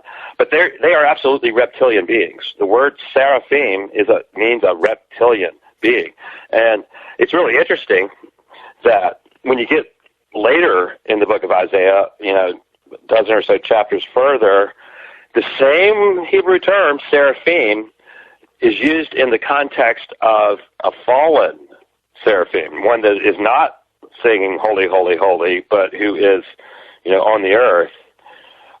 And it calls them fiery flying serpents. Same exact term translated as fiery flying serpents. So when you're in the throne room of God, all they do is they sound out the Hebrew. That's all that is. It's just seraphim. That's just how it sounds in Hebrew, but it's not a translation at all. So why do they not translate it when it's in heaven? But when, in a different context, they do translate it. But when they do translate it into English, they write fiery flying serpent. So it's always a flying serpent. It just depends on whether it's fallen or not, is the way that I would deduce that. And, I just think it's kind of unfortunate because it masks the fact that in the throne room of God, there actually are these reptilian beings, and it's not thought of as anything sacrilegious or anything of that nature. So it's just something that Christians need to get accustomed to because they haven't ever really pictured it that way before. It really is that way, apparently. So I don't think it's that much of a leap, given that we know that a large number. Okay, let me explain immortal. Why do I like the term immortal? Well, God is eternal, meaning that he is the creator. He created time. So he exists outside of time in that sense. He's always been. But Scripture is also very clear that he created these other entities. They are created beings. So they don't go back into time endlessly. They have a beginning point, which makes them immortal. It means they don't die, but they did have a beginning. And the distinction being God is eternal rather than simply immortal. He's always been. So there's a difference. And immortal is a more precise way to describe these beings because they're not all messengers. The cherubim are described as guardians. God, when he kicked Adam and Eve out of the Garden of Eden, he put a guardian cherub at the gate, he said. And so this also supports the idea of these gateways and portals, if you think about it. There's a cherub guardian at the gate, to our Garden of Eden, perhaps. And that is what the purpose of the judgments in Revelation is, actually to restore the world back to those conditions. So as scary as this stuff gets, as scary as these judgments are, the ultimate fruit of all this will be the restoration of everything to the way it should be. So I always try to keep that in mind as well. But these cherubs are scary looking as well. They're not just messengers. Ezekiel tries to describe them in the beginning of his book as these wheels within wheels with four faces, and they appear again in the book of Revelation as wheels, and they have four faces and animal faces, human face. It's all kind of weird, really bizarre, but it's not what you would call a messenger. It's not the kind of thing that people are going to warm up to right away. They're going to shriek in horror most of the time. Absolutely. If they saw a seraphim or a cherubim. So that we thought the term immortals was more apt. Yeah. Well, and also, John, you said a moment ago that, it's obvious that there's a great deal of historicity around this. It's amazing to me. I mean, what a confirmation, right, where you have at around the same time in history, or actually exactly the same time in history, you have American Indians on this side of the world drawing in their petroglyphs, telling the story that is being told, the same story that's being told on the other side of the world. In fact, during the interview I did with Dr. Mose, there was one point where he said, when I was asking about the flood and about giants and all that, because if you see the books that he had produced that they're teaching in the Navajo schools, they show giants in America, some of them that are 200 feet tall, lots of them that are 30 and 40 feet tall, and all the big wars that the champion Indians that are celebrated in their legends and stuff had to fight to bring down these giants. But that was happening in American history exactly the same time it was happening in the Middle East, where it was also talking about this. And they include the creation. They include the great flood that God sent to wipe out the giants. They include that after the flood, giants came back, but not in the same numbers as they once were before. So what I found was a very powerful corroboration, eyewitness testimony, right, between people in the Middle East and people in the Americas telling the same stories at the same time is proof. I mean, this is stuff you'd use in a court of law. That's what we do all the time. We get eyewitnesses and we bring them together, and we produce a preponderance of evidence to support a conclusion. And juries make decisions on this stuff all the time. People go to prison or don't go to prison based on eyewitness testimony. And these were not people that had an opportunity or a method for communicating with each other. There was not somebody in the Middle East on the phone with some American Indian, right? Thousands of years ago saying, here's what's going on. So I found that to be amazing. And Dr. Mose told me, he said, don't forget, he's a Navajo Nation historian who is repeating stories that have been carried forward now for hundreds of years. And he said when the first missionaries and the invaders came into America and they started telling our people these stories, he said, we just looked at them and said, we already know all of this. We know all of this. We know this is true. God created. There were giants. There was a flood. There was a fallen reptilian. You're not telling us anything we don't already know. So I found that to be extraordinary. But back to this more dynamic question whether there are gateways of the earth that do in fact open, and that these immortals sometimes are moving in and through them. You said a minute ago, why is it that so many people today have fallen victim to what Chris Putnam talks about in his supernatural worldview, that we have this naturalistic approach to everything. We really highly doubt metaphysical things. We doubt supernatural things. And what's astonishing is that the biggest doubters out there is denominational Christianity. And they're the very people who should most likely believe in the supernatural and believe the stories that are told in the Old. They're the biggest doubters. They say, well, it's a metaphor, it's whatever, there's no such thing, not really. But what I have found, and I've been around a long time, I was a pastor for 25 years, I've been a publisher now for decades, and I was an executive director in the largest evangelical organization in the world for almost a decade, so I've been really connected to a lot of the whole church world, church history over the last, 75 years and what's going on. And what I'm finding now, and I like this, is that it's the world that's asking the questions, not the people that are in the church. It's the world that's hungry. That's the reason why. If you go on television right now, you've got 30 or 40 shows talking about ghosts and ghost busting and whatever, because the world is hungry for answers that the churches, the denominational church, I'm not talking about the true body of Christ, just the denominations are not providing those answers. And then you've got these records that are showing that people are leaving denominational churches by the horde. Now, they get part of the story wrong in that they say that people are departing from the faith. They're giving up their Christianity in record numbers. But that's not really true. What they're doing is they're leaving denominationalism. They're leaving organized churches in record numbers, but they're still hungry for God, and they're still hungry for answers, and they're still asking questions. That's why people like John B. Wells and Caravan to Midnight is growing, because there is a world out there that wants answers to questions, and they ought to be able to ask questions that borderline supernatural in churches, not getting answers, so they're going to other locations where they can get them. So here's what I would say to a lot of those people out there that are listening, and they're listening to this show in particular, and they're saying, well, I don't know. I mean, so what? Well, who cares what American Indians believe or New Agers believe, and this whole idea of portals and doorways? I mean, who cares? Is this something that's biblical? Here's what I would tell you. If you read this book on the path of the immortals, it's going to change your world view, because we take a very careful and even scholarly approach to documenting how from the beginning of the Old Testament through the New Testament, it never stops talking about the doorways of the earth, the doorways of heaven.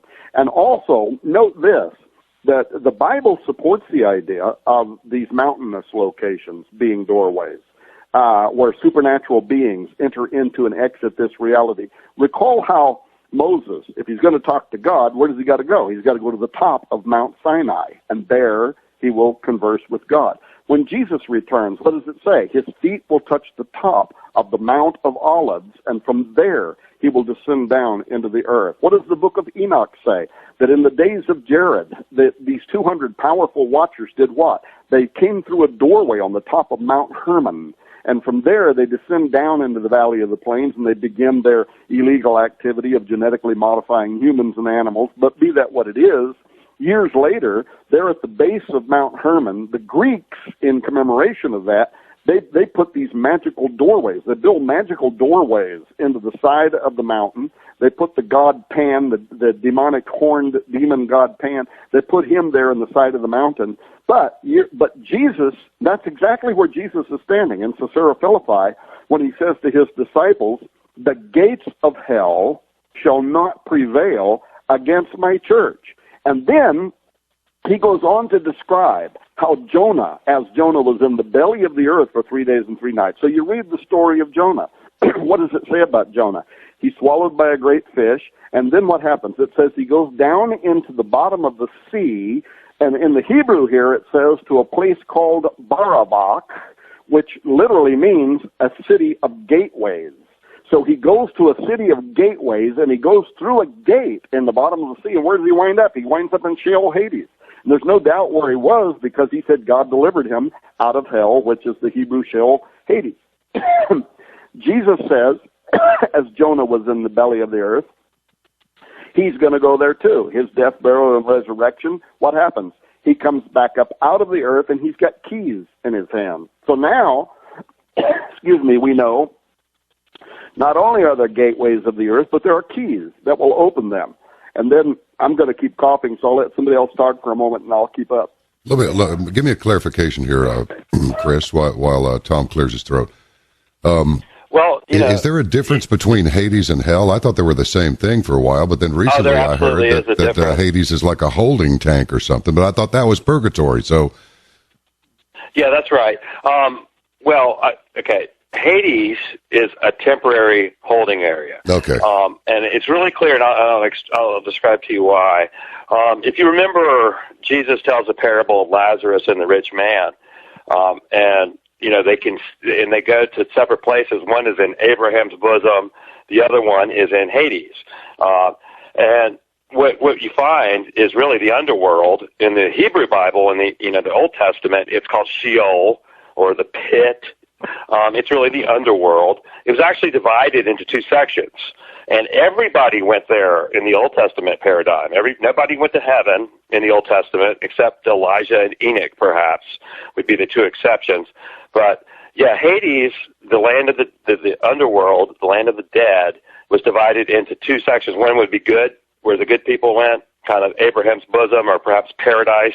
The other one was was bad. It was bad and destruction.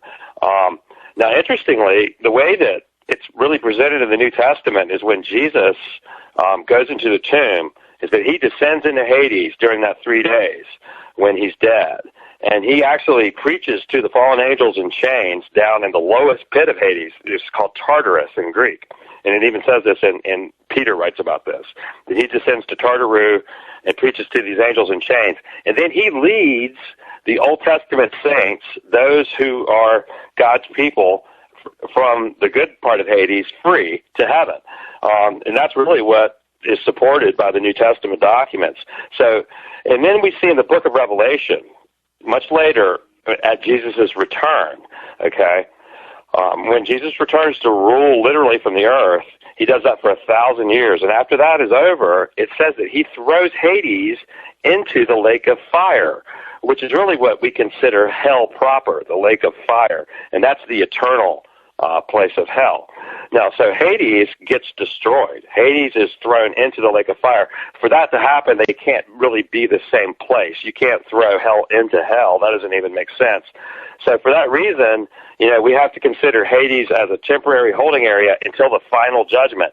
And if you look at Scripture carefully in Revelation chapter 20, really the final judgment is not until Jesus has ruled on earth physically for 1,000 years from Jerusalem. It's called the Great White Throne Judgment, and that's found in Revelation 20. And after that, you find that Hades is thrown into the lake of fire. So for that reason, Hades really can't be exactly the same as hell. It is actually a temporary holding tank. All right. I apologize for that coughing fit I was having. No worries. Well, anyway, but so Chris, he is the theologian. I'm not. But I was amazed as we took a careful look at, in a way that I don't know that anybody else has ever done before, and that's to really question whether the Bible supports this idea that these Apache we're talking about, that there are strategic locations, often connected to mountainous regions, where there are doorways. And we started finding that, in fact, it actually does support that idea over and over again. I gave you a bunch of illustrations before I started coughing. There's more. People can read in Numbers about the earth opening its gateway and swallowing up the members of the family of Korah.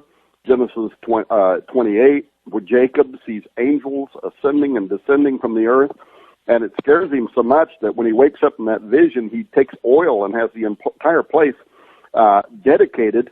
And people say that he says this is the house of God. That's not what it says. Read that in the book of Genesis. He says there is a gate here to the house of God. And that's something entirely different. A gateway, a doorway. It's literally what it means in the Hebrew language. There is an opening here that leads to the house of God.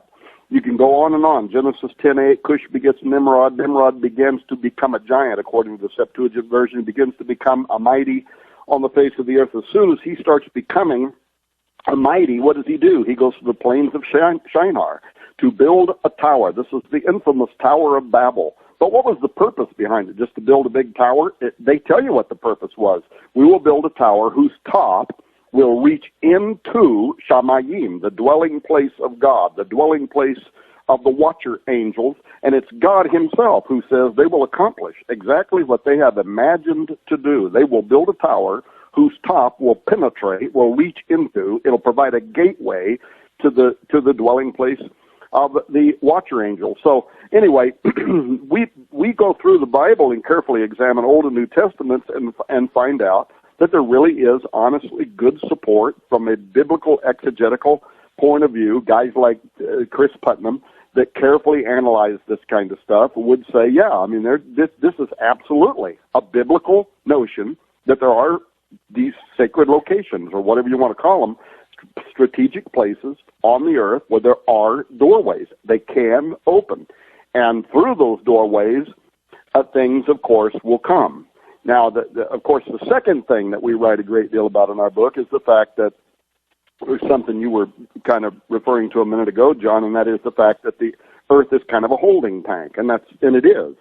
And there again, Chris was talking about the Old Testament paradise and Sheol Hades being in the earth. There are other places in Scripture that talk about it as the subterranean reality.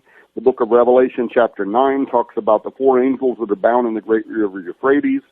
Job 26 talks about the spirits of the dead giants that are squirming beneath the surface of the earth. The literal Hebrew translation says the Rapha are made to writhe from beneath the waters in Job's 26:5. So it goes on, but we were able to substantiate that the earth is just so much more dynamic than most people would even stop to imagine. And then the third tier on this study is that it is also prophetic. It's not just the holding tank, not just Abram's bosom and Sheol Hades, but it starts talking about the book of Revelation, chapter 9, that a time is coming in which the seals are going to be open and the trumpets are going to sound. And read the book of Revelation over and over again, the earth is literally opening up. In fact, Isaiah, and it's important to read this in the Septuagint version of the Bible, which I sent to you, yes, you did. John, this last year. The Septuagint's important because it's actually a closer testament than the modern version. The Septuagint is called the Apostles' Bible. It was the Bible that Jesus and his disciples would have read, the Greek translation of it. And in the 1800s, that translation was translated into English, which is the one that 160 years later, a crazy guy by the name of Tom Horn decided he was going to republish. And that's the one that I republished. But that's the English translation of the Greek Septuagint. Why is it important? Because the scholars then, when the Greek king of Egypt, Ptolemy II, gathered 70 of the greatest Hebrew scholars of the time to translate the Hebrew Old Testament into Koine Greek, which was the language the Jewish people were speaking at that time. Unless you were a priest or an academic, you didn't speak Hebrew anymore. For hundreds of years before Christ, the language was Greek. So they needed a Bible in their language that they could read at that time. So these 70 Hebrew scholars translated what became known as the Septuagint version of the Bible. The Apostle Paul quotes the Septuagint in the New Testament. It's the Bible they were using. Why is it important? Well, because those Hebrew scholars knew what was meant when the words were used, like Raphaim and Gibborim, Nephilim. They knew that was referring to these gigantic creatures that had been upon the earth, and that's why they translated it as such. And if you read Genesis 6 in the Septuagint, or if you read Genesis 10 in the Septuagint, it doesn't say Cush begat Nimrod and he began to become a mighty. It says Cush begat Nimrod and he began becoming a giant. It's absolutely a reference to something that was going on in his genetics. But in the Septuagint version of the Bible, if you read Isaiah 13, it is also interesting because it says that Babylon is going to be utterly destroyed at the end of time, which it never has been. And even the most conservative evangelical Christians, scholars, believe that is a future event, a moment in the future, when that entire Iraqi area is going to be utterly decimated. And what does Isaiah say about it? He says that it's going to be destroyed, but he says at that same time, and it doesn't say whether this is an angel, whether this is God, it doesn't say. Just the voice speaks and says, open the gates So this is plural, not one gate, gates. Wherever they might be, whatever this implies. Open the gates, ye ruler. I give command, and I bring them. Giants are coming to fulfill my wrath. And that whole 13th chapter of Isaiah continues to describe a scenario in which creatures are coming up out of the earth. And this is biblical prophecy. And it even describes creatures that we would call transgenic beings, half goat, half humans, which is interesting because that's what was right there at the base of Mount Hermon.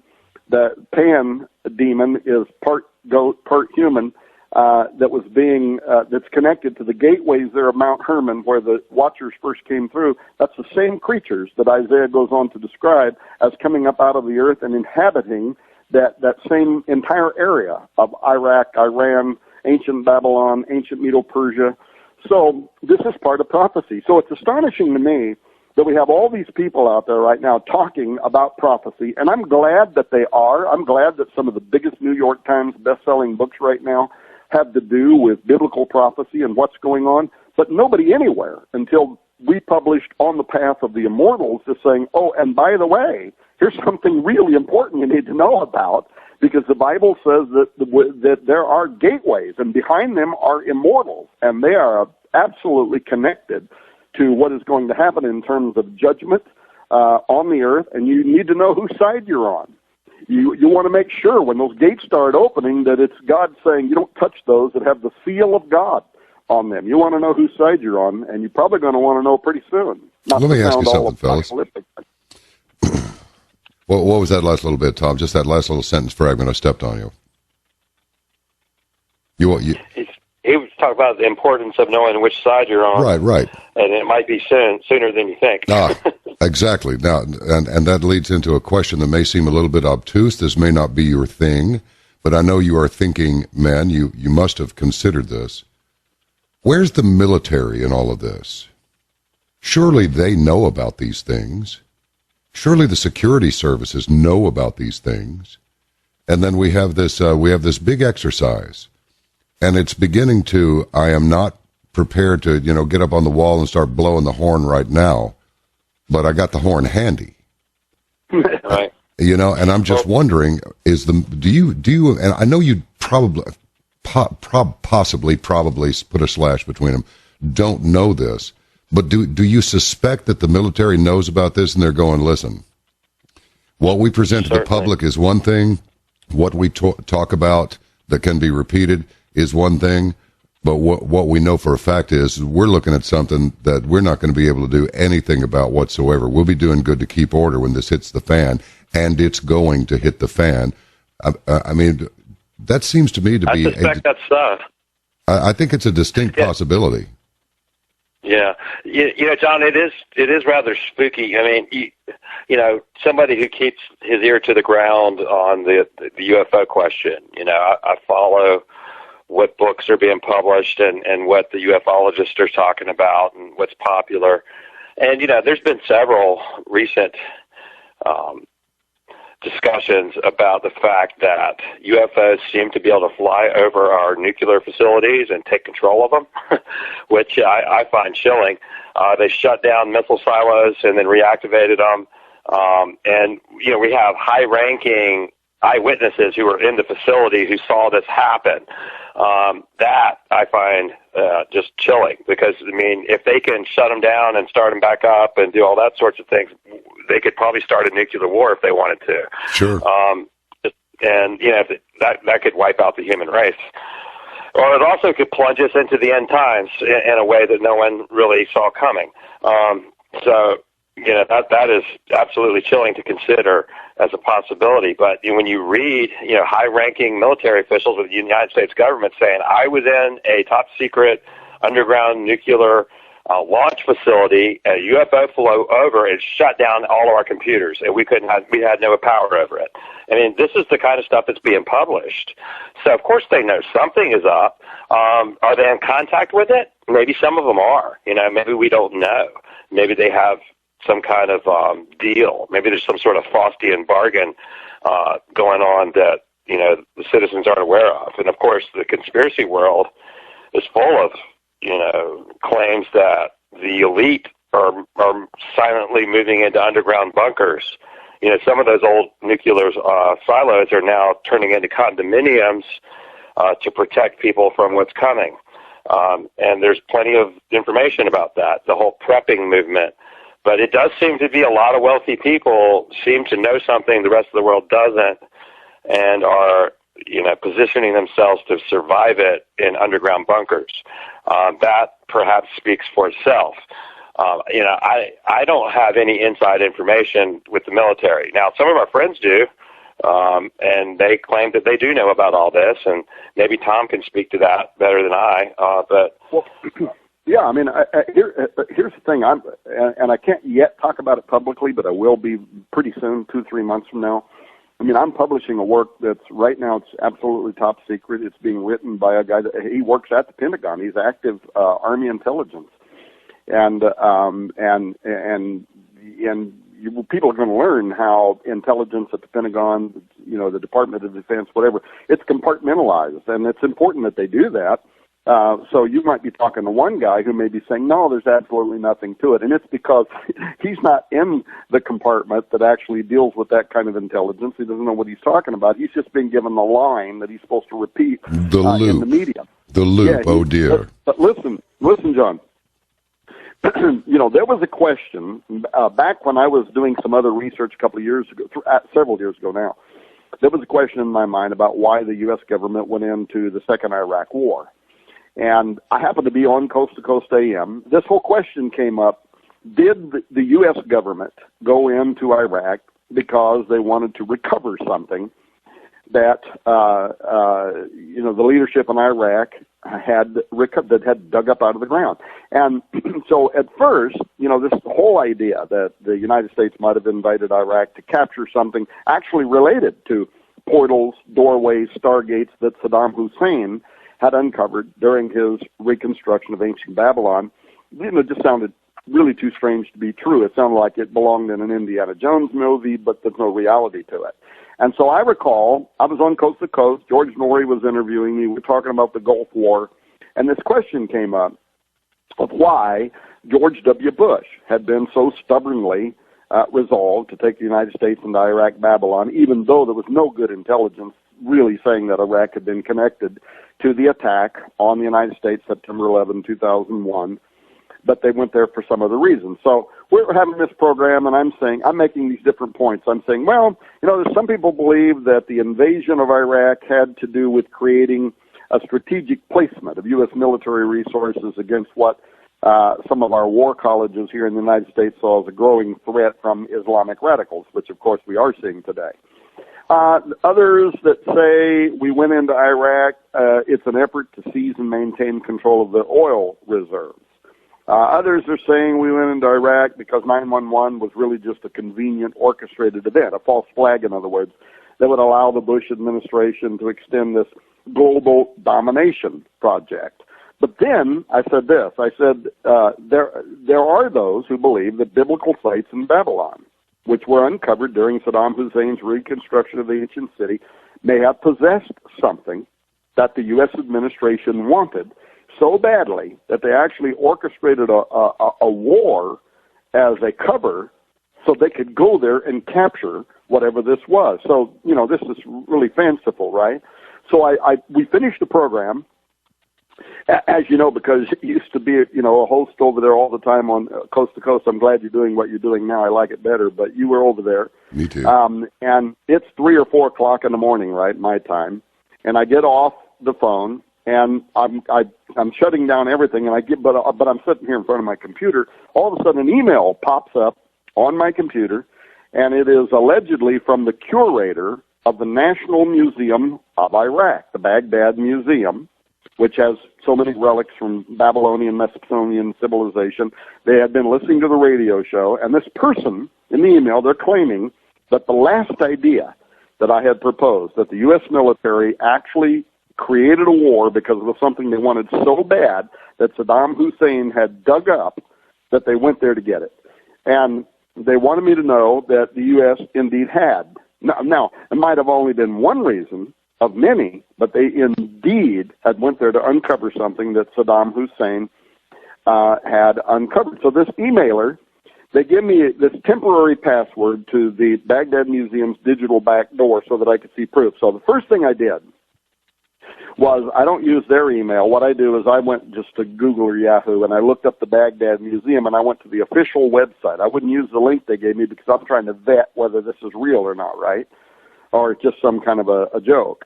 So I go there, I type in the extension to the website because they want me to see proof that what I had said was absolutely true. So I verify their email that it's actually from the IraqMuseum.com, and it was. I verify that the back page is an extension of the actual museum's website. I confirm that. Then I click the link where I'm supposed to where I'm required to sign in. I use the temporary password they send me, and you won't believe this, John. All of a sudden, it opens up to the page they want me to see, and there are literally hundreds and hundreds of step-by-step images of the first day of invasion by America into Iraq. Now, I'm really tech dumb. I can't imagine somebody was sitting there clicking a camera as fast as it could click. Maybe this was film, and then they just saved it frame by frame like pictures, but it's page after page after page, hundreds of images, literally showing every step of the U.S. invasion and their personnel. And this is day one, first day we land there. A large group of U.S. Marines, transport planes and helicopters. They land there at the Baghdad Museum, and the U.S. ambassador to Baghdad is with them. And a woman in this traditional headdress is shown talking with them, greeting them as they're coming off with their military personnel. There's also just a bunch of Iraqis or whatever, standing around there that maybe worked at the museum. I don't know, but the U.S. military in their military garb, the U.S. ambassador, and she leads them inside the museum, click by click, click, click, click, click, click, every step they're taking. They go inside the museum. They go past the part that the public can look at. They go to this great big door in the back of the museum. It's padlocked. They unlock the door. This woman has a key. Unlock the door, and they go down this flight of stairs down underneath the Baghdad Museum. Now, let me shout out something here, by the way, because when my house burned down, I lost everything that I had, and I lost this person's contact info. And some of the programs I'm doing right now, I'm asking whoever it was at the Baghdad Museum if they could do that again to please contact me through this program, contact me somehow, and give me that entry information again, because I don't have it now. But anyway, so I'm sitting there for hours after the Coast to Coast Day program. I'm watching these images. They're going down underneath the Baghdad Museum, this underground storage area. It's literally like something out of an Indiana Jones, but it was real. And inside this storage area, this gigantic warehouse-like area underneath the Baghdad Museum, there are hundreds of large wooden cases that are, they're all nailed up. They're in there in storage, and they start going through these cases. They start getting the pry bars or opening up these cases or taking the tops off. Man, they are pulling stuff out of these cases like you can't believe. Superb gold artifacts, silver artifacts, masks from Sargon II. I mean, or it looked like Sargon. Just fabulous, fabulous stuff that the world has never seen. Invaluable items that had been dug up by Saddam Hussein from the sands of ancient Babylon, masks of kings, sacred jewelry, cuneiform tablets that have writing on them that I have no idea, what it is, steles bearing these mysterious inscriptions, images, papyrus, strange-looking objects. I have no idea what they're even looking at, headdresses, vessels, swords, shields, all this stuff, right? And this must be going on for hours because it's just picture after picture after picture after picture. But then, John, something interesting happens. All of a sudden, these pictures kind of depict a change in the observers' demeanors. The crowd all of a sudden appear to be either agitated or excited. I can't really tell what's going on. But it happens as the soldiers begin opening several really large, and these are larger than coffins. They're probably 3 times the size of an adult coffin. And they're back in the back corners of this concealed room. And as the soldiers open them, they don't take anything out of them. They look inside, They're gesturing now for the ambassador. The ambassador to Iraq from the United States, he goes over, he looks inside the boxes, and then he just has them reseal the boxes. They don't take anything out of them. Immediately, these soldiers get around these, four, one on each corner, and they start carrying these crates up out of this storage area that's underneath the Baghdad Museum. They carry them outside. They put them on the transport helicopters, and then the U.S. presence departs from the city of Baghdad with these containers. I have no idea where they went. I have no clue what was in them. I was absolutely flabbergasted that whatever else the U.S. military was doing in Iraq, Babylon, the minute they arrived in the plains of Shinar, they went straight to this top-secret room that somehow they knew about beneath the Babylonian Museum, where Saddam Hussein had hidden objects of what evidently must be of national interest that they had recovered from the ancient world, and they carried them away to the U.S. or wherever it was they took them, and whatever it was they found. I have no clue what it was, but it was something of absolute national interest. It was day one, spot on, first day of invasion, direct to that museum to get whatever it was that he had hidden underneath that museum. So I'm absolutely exhausted. It's like 4 or 5 o'clock in the morning. I've gone through all these images. I go to bed. I get up the next morning actually in the middle of the next day. My password is expired. It don't work anymore. The curator won't respond to me, and then my house burns down, and I lose even the email address. So was there an ancient portal technology, or was there something else? Whatever it was, the United States military, it was target number one. It was absolutely the first thing they wanted. They went there, they took it, whatever it was, they removed it. I don't know, and so my mind was just going crazy. Are we talking about the remains of ancient giants, maybe with DNA, or was this maybe the remains of Nimrod, or was it something else? Was it golden tablets with secret technology from the Watchers? There are ancient records that say that the Watchers, worked before the flood to make sure that these secrets of angelic technology were written down and preserved so they could be recovered after the flood. Was it maps to a Sumerian stargate? Of course, my mind's just always going to spin in circles because U.S. intelligence isn't going to tell me. But one thing I know for absolute sure, I've seen it with my own eyes, that there was definitely something, and we wanted it. And day one, we went there and we carried several crates up out of the bottom of the Baghdad Museum. And again, I want to give a shout out because there will be people at the Baghdad Museum that are going to hear this program and they know what I'm saying is absolutely true. And I would love for somebody to please contact me again and let me get those images. Let me see what was going on there. Let me ask them some questions because there is definitely something here more than meets the eye. So, yeah, John, when you say, does the governments know more than they're admitting to? Is it connected to Stargate technology? Well, the most famous Stargate in history was the Tower of Babel, and there was absolutely something there that we wanted. Are we pretty sure that we know where these things are? Did you mentioned earlier in our conversation 11 of these known portals, or did I? Is that a remnant of a combination of thoughts and expressions? Well, no, go ahead, Chris. The number 11, is that what you're saying? Yeah, did I misunderstand that? I thought that I heard earlier in our chat that there were 11 known Stargate areas, Mount Graham being one of them. I would say there are more. No, I don't think we said that, did we, Tom? But you might have been referring to the what do they call them, the profane vortices or whatever they call them? Well, yeah, the vile vortices, there's 12 of those. But no, I don't think that we're anywhere use the number 11 in that way. Okay, sorry. Misheard something. I think that, John Keel wrote that he thought that there were, maybe a dozen or so windows in every state of the United States. Oh, perfect. So I thought that there's probably a lot more of them. But, maybe there are some major areas.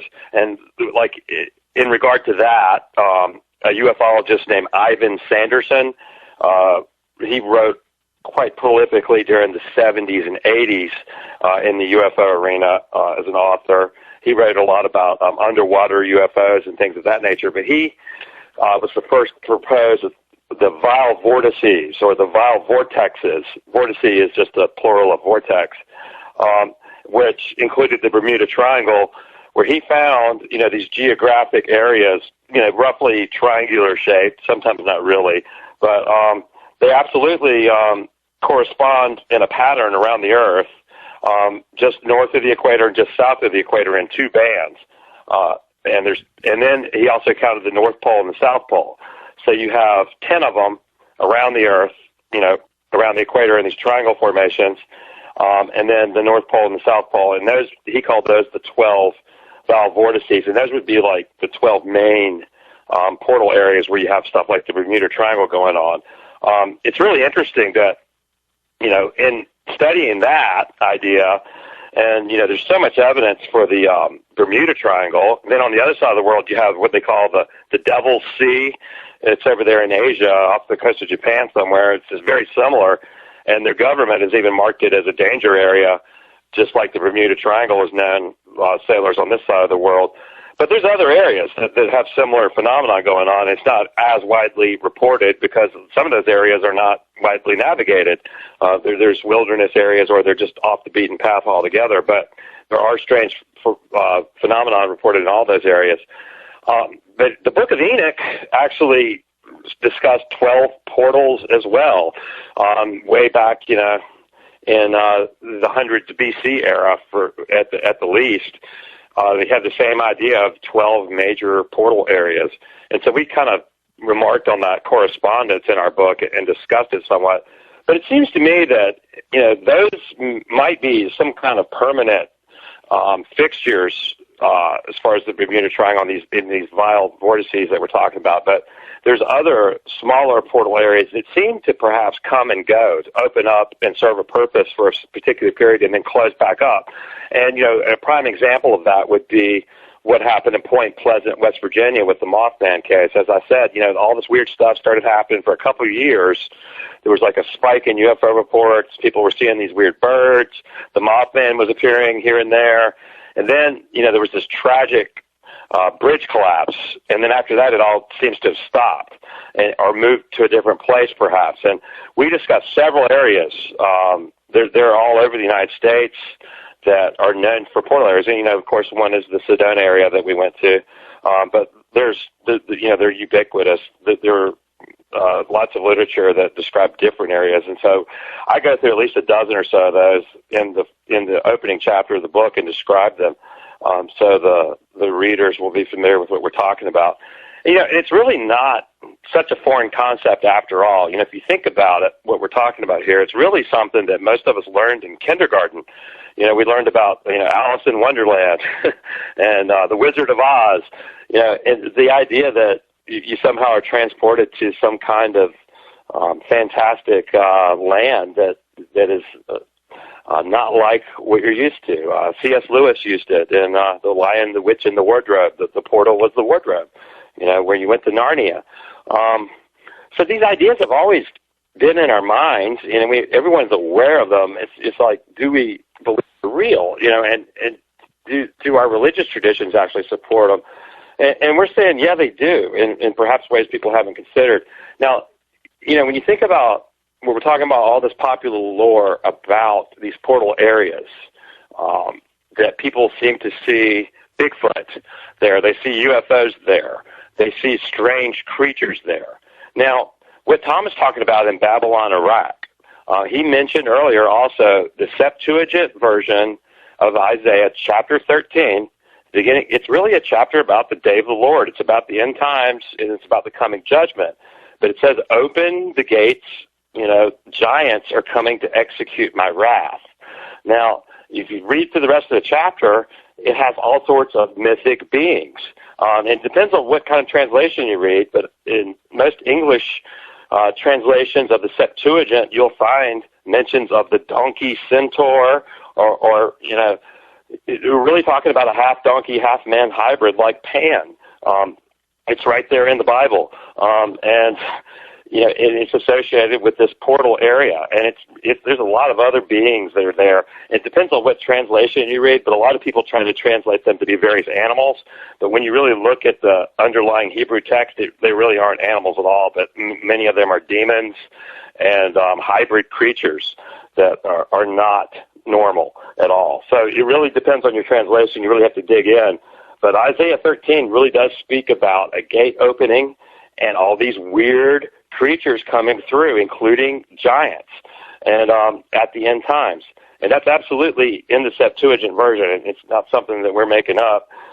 And I just find it quite astounding that you have people, who aren't aware of that at all, talking about these interdimensional portal areas from a New Age worldview or a secular worldview, and they're seeing strange creatures. There's, just the same sorts of things that are described in these ancient texts. And it just tells me that perhaps there's a lot more to it than anyone has ever credited to it. It's not just a fantastic notion. It's not just something somebody dreamed up. It doesn't mean it's 100% physical either. I don't pretend to exactly understand how all this works. I suspect it could be a mixture of both. Some sort of consciousness phenomenon interacting with the real world in a way that we don't even fully understand. I'm prepared for that as well.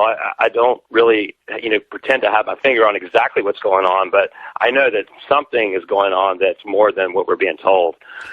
Well, let me ask you this. As far as the transhumanism thing is concerned and people wanting to, for the last, couple of months, there's just been more material available on the web about the transhumanistic movement and all people can live forever and we're going to merge men and robots. You can't even die. We're going to put your head onto there was even a head transplant article. They're going to stick a head on something else.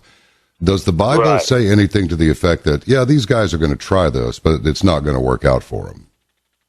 Yeah, I'd love to talk about that. And let me segue from what Chris was saying to the question of transhumanism, because first of all, it's not just me and Chris or metaphysicians or New Agers or American Indians or whatever that happen to believe in the idea of portals. It isn't just the idea that there is this, and this, how does this go to transhumanism? Well, because sometimes the portal is a person.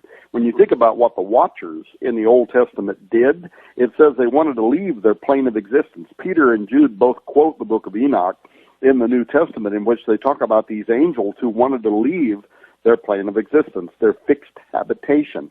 And they saw the blending of human and animal genetics as the methodology for creating a biological unit into which they could extend themselves. They could become incarnate in these illegal beings and live out their lusts, if you will, on the earth. So when you're talking about portals, we mostly, during this program, we've been talking about like locations on the earth where the veil might be thinner or whatever other kind of terminology you want to put around it.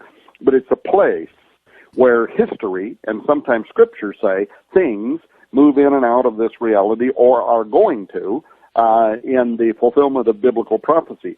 But sometimes the portal is a body. It's a person. It's a human. I'm sure, John, you saw maybe in your lifetime people that you might have even suspected could have been demonically possessed or something, but that person, that body, became a doorway for something else to be expressed in flesh. So sometimes that can happen, and I think that goes to the transhumanist notion, but there's also science around this, and that's the other part I was going to say. So if you talk about the Earth, for instance, being a holding tank for other intelligence, I would encourage people to go out, Google right now, some of the findings of Harvard scientists who recently published a paper saying that there is strong evidence now of another world that exists beneath the crust of this world, and we're receiving isotopic ratios. We're receiving, if you will, radiation decay that's indicating that something that might be as old as 4.5 billion years old exists beneath the surface of this Earth. Well, what in the world is that? And they say that their theory is that it was 4.5 billion years ago when a planet-sized object impacted this Earth and crushed a large portion of the surface of the Earth beneath the Earth, and it was overcovered by the Earth, and that's actually how the Moon came into existence. So they have a whole theory around it. Bottom line is they just know that there is something beneath the surface of the Earth. Just a few weeks later, Other scientists come out saying that there is a subsurface ocean beneath the surface of the Earth, and it is 3 times bigger than all of the surface oceans combined. And it's in the surface of the Earth, and they think there could even be extreme forms of life inside of it. So there's that kind of science that tends to support what the Bible says, that there is beneath the surface of the Earth another existence, and there is intelligence there. Now, to the idea of gateways, doorways, the fact that there might be some methodology for what we would call supernaturalism, moving from those locations to other locations. Just look at what Cern is doing. Now think about this. Cern, they are literally this week, as this show is playing on the Caravan to Midnight, Cern is firing up to conduct the most powerful experiments that have ever been conducted on the face of the Earth. Now, why are they doing it? Well, there's a very important article at Forbes, actually. Forbes, which is a respected news outlet, this week, actually came out like 2 days ago. And the name of the article, if you want to Google it and read it, is called How to Find a Parallel Universe, Cern Boosts Data Intelligence. That's the name of the article. And if you read the article, you'll find that scientists are discussing in somewhat very certain terms that what Chris and I are talking about from more of a religious or metaphysical point of view probably has a basis in science. They believe that they are on the cusp now of discovering evidence for parallel worlds, parallel realities. Now, these experiments, I mean, they are absolutely astonishing. If they don't destroy the world, they're going to come out with some pretty important stuff here. They are literally accelerating protons to just beneath the speed of light in Cern. They're going to collide these particles. So what they do is they accelerate them going in 2 different directions through a 17-mile accelerator. And these things, then when they get going as fast as they want them to do, they have a way of using magnetic ability to compress down the path that they're traveling on to about the size of a human hair width. And they are literally going to be colliding protons together as much as 600 million collisions per second is going to be happening this week. Particle detectors that are placed 4 places along the Large Hadron Collider are going to film what is going on with these particles. They want to break them apart. They want to reconstruct essentially what they think could have happened during the Big Bang, although Chris could explain why they actually really don't like the Big Bang anymore. They're trying to get away from it because it could imply a creator.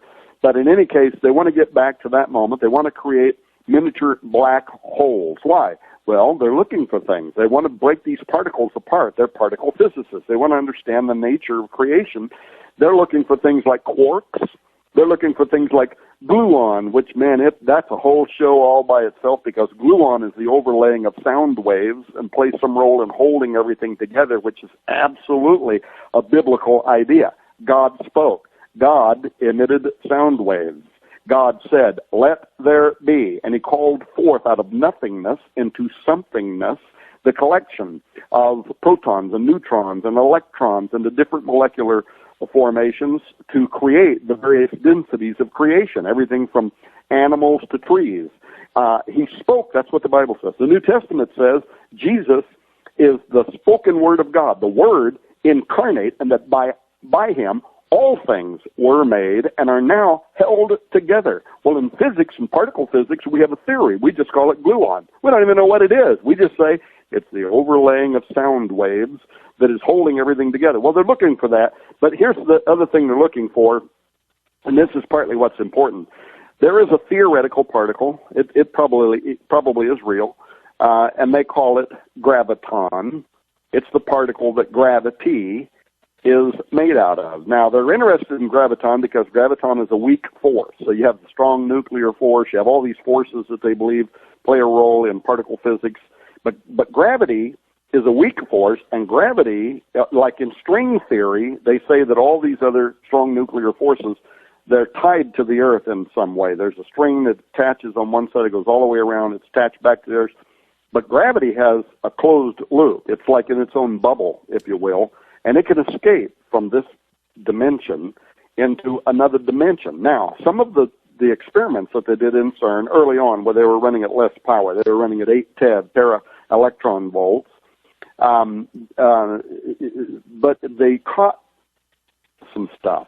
when they're filming these particles bursting apart. A few times where there should have been particles, they went away. They went somewhere. We don't know where they went. They're gone now. Well, particles can't do that. Not in our understanding of physics. Where did they go? They can't just go somewhere. They're material. They have to be somewhere. They escaped. They went into a parallel place. So now we're firing up the Cern collider to 13 TeV, 13 tera-electron volts. We've never done anything like this in the world. I mean, even the nuclear, the Manhattan Project didn't come close to what we're talking about doing now. And we're going to burst these things apart at such extraordinary power. But why are we doing it? We want to see if these gravitons are going somewhere. Now, why is this important? I want to recommend to people, if they go to YouTube, look up Brian Greene's documentary, The Theory of Everything, documentary on string theory. Fast forward to 33 minutes, the Masonic marker, right? 33 minutes into the documentary, and listen there as the physicists begin explaining how. If they can prove gravitons are escaping into a parallel universe, then gravitons might also become the vehicle, the methodology by which we can send messages through to a parallel reality. We might put them together like in strings of ones and zeros if we can figure out how to do that, like computer language. And we can send that through into a parallel reality to say, we're here, and listen to see if all of a sudden maybe something is sent back through. And that's why you have the director of Cern, Sergio Bertolucci, who has gave press releases, and he's out there saying, we may open a door to a parallel universe. We may send something through to that universe. Or he said, we may open a doorway and something may come through it into our reality. Does this seem like a good idea? Does this seem like a bad idea to anybody? Anyway, go ahead, Tom. And now what? Yeah, it could be a really bad idea. Bottom line is we could literally open the gates of hell. It doesn't make you feel any better to know that CERN's located in St. Genès-Pouilly, which is a township in eastern France. It lies on the border with Switzerland, but what a lot of people don't know, St. Pouilly, this was first established by the Romans in ancient time, and guess the name they gave to it? They gave it the name Apaliacum. Oh, perfect. And then you got Shiva out there dancing in front of the lab. Well, right. Apaliacum, though, is this. When the book of Revelation 9 says that a star falls from heaven, an angel with a key to the bottomless pit, and he opens it, and this locust horde comes up out of the world that Chris and I have been talking about, this gateway, this doorway, it says, and they have a king over them who is called Abaddon, who is known in the Greek language as Apollyon. This is the spirit that Revelation 17, the Apostle Paul says that spirit's going to come up out of the underworld, and it is going to inhabit the Antichrist. So to have CERN operating in an ancient location that the Romans called Apaliacum, that basically means the home of Apollyon, we're talking about a place that could literally be sitting over the book of Revelation's bottomless pit. I don't know if it is or it isn't. I just know the ancient belief system was there. There was a temple built there to Apollyon, to Abaddon, the destroyer, just as Shiva is that you just brought up. The god in the Hindu faith that does the dance of molecular destruction and reconstruction for the purposes of building a better world. If you look at the prophecy that's on the Great Seal of the United States of America, that's exactly, Novus Ordo Seclorum is taken from an ancient prophecy of the Cumae Sibyl, who is the most powerful of Apollo, Apollyon, Abaddon, the most powerful of his prophetesses, who also said that the day is going to come when one age is going to die out, so a new golden age, that's where the phrase comes from, New World Order, a new golden age can be born at the return on earth of Apollyon, of Apollo, who will be born again in flesh, according to the Cumae Sibyl. So, yeah, I mean, there is a whole side of what's going on at CERN that could be quite concerning. Well, it'd be just our luck. I keep calling Dallas the epicenter of the world. It'd be just my luck if the biggest portal of them all, where hell's going to be unleashed on Earth, is right here in Big D. I mean, we've already had John Kennedy, Ebola, Roe versus Wade, and the first ISIS terror strike here. Why not the hellish portal? Perfect. I'll sleep well tonight. I'm not trying to scare nobody. We're just saying this is some important stuff. Well, there's nothing to be scared about. I mean, it's pretty well proven that it's been proven there is no death. It's not over. It's just more of something. Or as one preacher once put it, we're all going to live forever. It's just what we do here is going to determine where we live forever. So yeah, I'm all right with it. The thing that gets me is that, look, when you start seeing symbols like this, creepy symbols, we have leaders dancing around the big owl out there in Cali. We got a tiny little owl on the $1 bill that you can see in the frame of the that's around the one in the upper right of the front part of the $1 bill. You got the creepy eyeball floating in the capstone above the pyramid. You got the 13 leaves. You got the 13 stars. You got the 13 arrowheads. 13, 13, 13. Weird, weird, weird, continuously. And it makes you wonder, gee, you think there are some freaks out there that are really trying to get Lucifer himself to show up? They want to bring the Antichrist. They are Satan worshipers. They want to get it on. They want to destroy humanity. It's been known. They want to show that we can be God too. I mean, because there is such a thing as crazy. There is such a thing as delusional.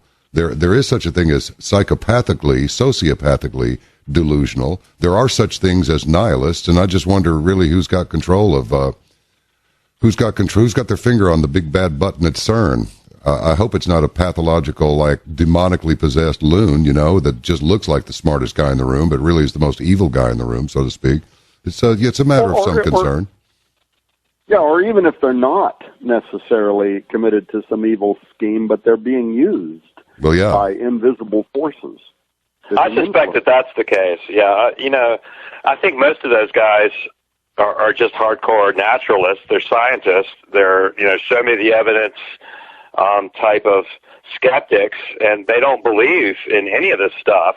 So when they put the statue of Shiva out in front of the particle accelerator, to them it's tongue in cheek. It's a big joke. But, over in India, when they fired up the accelerator, a young girl committed suicide because she thought Shiva was coming through. So, while it might be a joke to them, it's not to the rest of the world. So it still has important ramifications whether they believe in it or not. A girl killed herself over their little tongue-in-cheek joke, and that's absolutely true. And, so that just kind of illustrates that whether they believe it or not, it doesn't matter. Well, they don't call them mad scientists for nothing, do they? No. And they are arrogant. Whether they have bad intentions or not, that's one thing, but they are arrogant, and they do think that they're right, and they don't have any doubt about it. So they really think that, people like Tom and I are just alarmist, and that we're delusional, because we believe in God and because we believe in prophecy and whatnot. But, we would contend the opposite. We think the evidence for a creator God is overwhelming. And, the book of Romans, chapter 1, verse 20, it says that, God has been exhibited himself clearly, it's through the things that have been made that, men in their unrighteousness suppress the truth. And because of that, their thinking becomes futile. And they come up with nonsense ideas like they're going to upload their consciousness onto the internet and live forever. That just is a fundamental misunderstanding of what a human being is. You're not a pattern of data like the transhumanists are claiming. When you asked that earlier, they're looking for some hope. They're looking for immortality because their worldview doesn't supply it, because their worldview is nihilistic. It's meaningless. Without God, anything is permissible and nothing really counts. But, no one can live that way. No one wants to live that way. So they're trying to come up with an alternate eschatology, an alternate to heaven. And so this is what transhumanism is, really this desperate search for some sort of meaning, for some sort of grasp of eternal. And God has put that in people's hearts so they would seek him. But these atheists and these secularists are twisting it and trying to create God in their own image, and that's really where that's going. Well, people of faith understand that life is eternal, but the ones without faith are going, well, we want to make it here in this dimension. It's like, well, no, if you'll just bother to read Scripture, you'll see that there's way more than just this dimension, but you're not going to get to see it unless you have the faith. And that's really how I see it. I may get some blowback for saying that, and frankly, I don't care. I get blowback for all kinds of things, even stuff I didn't say. Yeah, well, I'm glad to be part of the blowback community, John. That's what we'll do, the blowback coalition. the blowback. Let's start our own group, right? Yeah. But, when you asked that question earlier, and I had said that, people sometimes are the portal, I think that's what happened to Nimrod.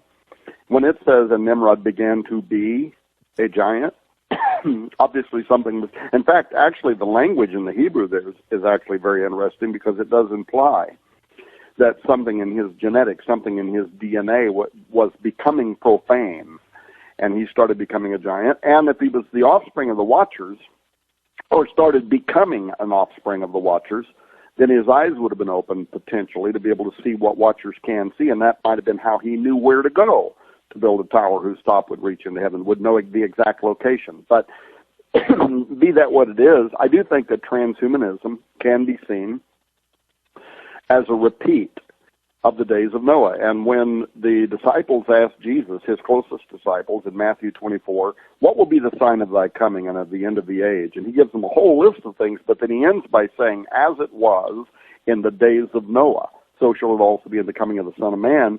That's a direct reference to what was going on in the days of Noah. And the only thing in the days of Noah that really stand out was this illegal activity between these powerful angels. Now, these angels couldn't create like God creates. They couldn't speak and say, let there be. But one thing they could do is the same thing that our genetic scientists are doing today. They knew how to take things that already had been created and genetically modify it. And that's a record that's not just in the Hebrew Old Testament. I think you see a mute testimony of that in the Sumerian cuneiform tablets. I think you see it in the Egyptian hieroglyphics. I think you see it all around the world where there's this mute testimony of part human, part animals that definitely do go back to this ancient story of the Watchers and what they were doing. So I think now when you look at modern transhumanism, and you said there's news all over the place right now, there really is. I mean, just go to Google and type in CRISPR, CRISPR, CRISPR. I kind of hate that acronym because it sounds like we're getting ready to barbecue humanity, or everybody's going to burn in hell or something. But anyway, CRISPR technology is a significant and very important breakthrough because it essentially allows geneticists now to cut and snip DNA, to cut out DNA coding and languages, and also to, if they want to write in new synthetic forms of genetic language or RNA modifications to the human genotype. And this is a really kind of an important step that we've just crossed called germline genetic engineering. That's why the alterations that we're making now in CRISPR technology is something that becomes heritable. Up until now, like in the last Olympics, there were people who were breaking records, and there was some charges that they might have been genetically enhanced by taking, some kind of going in and having a doctor or somebody work with them to give them some kind of gene therapy that would allow them to outperform the people around them. But those are not modifications to their genotype. Those are not germline genetic modifications, meaning that they could go on and have kids. Their kids are still just going to be born as normal humans. However, germline genetic engineering, now that has the potential to actually achieve the goals of the early eugenics movement through literally genetically modifying human genes in very early embryos, sperm and eggs, that then becomes heritable. Those modifications will be passed on to every succeeding generation. So now we're talking about something that really has the potential to forever reassemble the very nature of humanity into post-human. And that's why these the Forbidden Gates, I named one of my books, talking about this. We're literally now stepping over a line that a lot of especially conservative bioethicists have been very concerned about for a very long period of time, but we're doing it now. And it does have, Tom, let me just fill in. I work as a consultant for a Christian investment group, Cocoon Resources, and so I have to vet a lot of these ideas for my superiors. And in the UK, they have absolutely approved of a procedure for infertile couples that does germline modification to the human genome, permanent altercation of the human genome. We now have 3 parent babies, okay, and there's 21 kids in the United States that are teenagers right now from an early experiment where they use the egg from one mother and they transfer the nucleus of a cell from another mother into that egg, but it retains the mitochondrial DNA of the original egg donor. So then you have two mothers, and then they do this with the man's sperm, and then they in vitro fertilization, and the lady has a baby. But it absolutely has three parents, and this is something that is untold in nature, and it's something we're doing. And these modifications will pass on to the children. Okay, so this is one technique under the guise of, reproductive technology. It's not, it's made to help people that want to have babies and they can't, but we're changing the human species in a way that we don't fully understand, and we don't know what the ramifications of it are. Now, in China, I just sent Tom an article a couple weeks ago where they're going public now that they're working on permanent altercations of the human genome in embryos. So they're taking embryonic tissue and they're rearranging, the DNA. And this has germline ramifications where, what they change will be passed on to the children. So in a very literal way, we could alter the human species in a way that we're not even aware of, and then by the time we figure it out, it's too late. And we don't know what we're doing, and it has permanent ramifications for the future of humanity. Well, that's why so many scientists right now are saying that we have to have a critical debate over this. We have to come together and we have to determine as an international community whether or not we can try to put some kind of moratorium on this. Well, that's a joke. Everybody knows if the science exists, the science is going to be used. Even if you went into the United Nations and got the United States and, Germany and the UK or whatever, get all these countries that come together that say, okay, we're going to voluntarily put a moratorium on the use of this technology. There'd be rogue nations. There'd be rogue science, labs on islands and whatever. This stuff's not make-believe. They would literally, and not only would they be developing the technology, we would agree to the moratorium and then go into our black budgets and be doing it anyway, because we'd know that if some other nation developed this technology and got ahead of us in this technology, they could use it to dominate us in the marketplace or to dominate us on the battlefield, and therefore we have to be able to. It's like the Cold War. It's like the nuclear arms buildup during the Cold War. You have to be prepared, and this is what the leading advisors like the Jasons and the rest of them are saying to our own military. It's fine. You can stand out there. You can say publicly, we're going to agree not to fund it. That don't mean anything. Private monies can go into laboratories like they are here in the United States and around the world. People think that when George W. Bush said we got to put, we can't use these embryos for creating human-animal chimeras, we won't allow it to be funded, they thought, good, that's the end of the story. That wasn't the end of nothing. It just means you can't get federal funds for it. But if you get private funds, there are thousands of laboratories all around the world right now that are creating advanced human-animal chimeras. We're doing it in this little state I live in Missouri, at the Missouri University of Missouri. We're creating human-animal pigs for the purposes of xenotransplantation. This genie got out of the bottle a long time ago. But now what we're talking about and why it's critical is because we need a debate over germline engineering, which is the most critical because it will change downline the genetic offspring of every human. It literally could mean what the Old Testament implied when it said all flesh, both man and beast, had been corrupted, and therefore God wiped it out. It wasn't part of the divine order anymore. It wasn't what He created. It wasn't human anymore. It wasn't animal anymore. It was something else. He had to wipe it all out.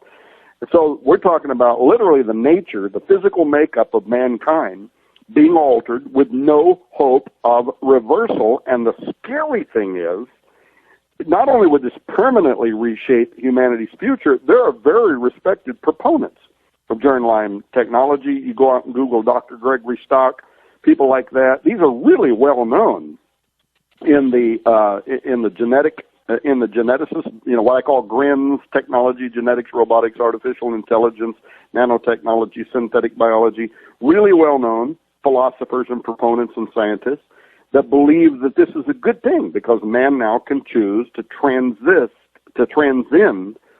our existing biological limitations through germline genetic engineering. And if we can make better humans by adding new genes to their DNA, things that have not existed in nature or otherwise, or synthetically alter them, why shouldn't we? Dr. Stock argues that we've spent literally billions and billions of dollars to unravel our biology, not just out of idle curiosity, but in the hope of bettering ourselves, making better humans, and that we are not going to turn away from this. And he's absolutely right. We're not. That's the reason why the last 4 years in a row, DARPA's presidentially approved budget for the Defense Advanced Research Project Agency has literally millions, tens of millions of dollars set aside for recreating the genetic blueprint of the human race. Now, of course, that's in DARPA. That's mostly for the purposes of what some people might call super soldier technology. But whatever starts in the military eventually makes it over into the common market, and we're right now entering into what Dr. Chuck Misler and I called the hybrid age. What we have done to genetically modified animals and are doing, what we have done to genetically modified crops and are doing, we do intend to do to the human race. Now it's no longer theoretical.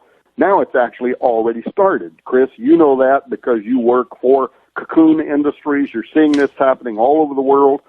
It's today's reality. So will we become the portals? That's what happened once before. So this idea of doorways, of gateways, the fact that it's prophetic, it doesn't just end with strategic locations of the earth. The bigger metaphysical question is, will people themselves now repeat what happened in the days of Noah? Will we now become the agents for powerful fallen forces to be able to integrate with humanity? I really want to tell people, look, we're giving away like $200 worth of film, worth of documentaries, worth of books that all deal with this subject matter. If you go to skywatchtv.com, you'll see the great big ad up there. If you get the book On the Path of the Immortals, which is what we've been talking about during this program, you're going to get all that other stuff that'll really give you an education. It's going to open your eyes. And I have to just admit, it's also part of it, it's going to scare you. When you realize what's going on at Cern, when you realize what's happening in the particle physicist community of the world today, when you realize what's happening in the transhumanist community, we've entered into a time that we cannot back out of now. There's no way to put the lid back on Pandora's box. There's no way to put this genie back in the bottle. We've entered into I almost said unprecedented, but it probably was precedented in the days of Noah. But in modern times, we've entered into an unprecedented era of time. I think we're in the bend of the knee of the exponential curve now, where science, technology, metaphysics, things that our forefathers would have thought were miraculous, we are moving towards a singularity, a technological singularity, but also a spiritual singularity, in which we're going to pass the event horizon faster than most people are prepared for. And I think that's why the Bible describes the world literally as coming to a screeching halt when people's hearts fail them for fear, for seeing those things that are coming upon the earth. They're going to be aghast. They're not going to know what to do. They're not going to know where to go. And again, this is why you need to know whose side you're on. That's excellent, Tom. Absolutely. All right, skywatchtv.com. That's Tom's site. Supernaturalworldview.com. That's Chris's site. And go there. And, what, Chris? And also, what I mentioned before, it's cocoonresources.com is the investment group that I do consulting with if you're interested in biotechnology and things of that nature. Cocoonresources.com. All right, we'll make sure. Well, it's all in guest media now anyway. Right. Gentlemen, fabulous conversation as always. Man, makes my head spin. I guess we can. If we take one thing, just one thing from this, it is that evil never creates anything. All evil does is twist, distort, or pervert something that has already been created. Is that good? Yeah, that's absolutely a theme that I've written about before. Is the devil is mainly an imitator, and he takes what God has done and creates an alternative that sort of appeals to man, perhaps by being some kind of compromise or an easy way around, the hard way that it often takes to get things that we deserve. But typically that's how he operates. It's always some kind of fraudulent counterfeit. But the existence of counterfeit it really implies the genuine article. So just because there's a false hope doesn't any way take away from the real. And John, let me say, I appreciate you being a champion of the truth. This is one thing I really love about what you do. You take on a lot of critical issues, stuff that could bring heat down on you, but you're not afraid to do it. And you open the door for guys like us to be able to come in and share our worldview. There's times you may not agree with the things we say, but you let us talk, and you let the public decide. And I just think that's really brave and to be commended. Well, thank you very much for that. And there are a lot of people that are on the same page we are. They sing out, but if they have an objection, but that's part of it. You're supposed to. You're not supposed to just sit there and take it. It stimulates critical thinking, and it's critical that our critical thinking be enhanced and embellished as much as we can. So thank you very much for that compliment. But without you, there really wouldn't be us, would there? So it goes both ways, gentlemen. A real pleasure. Thank you. John, thanks for having us on. Yeah, Thank you so much, John. You're welcome, and we'll reconvene in the not-too-distant future as things heat up even more. I'm quite certain that they will. Summer's waiting. We'll just see what happens. All right? All right. All right, God bless. Talk to you later.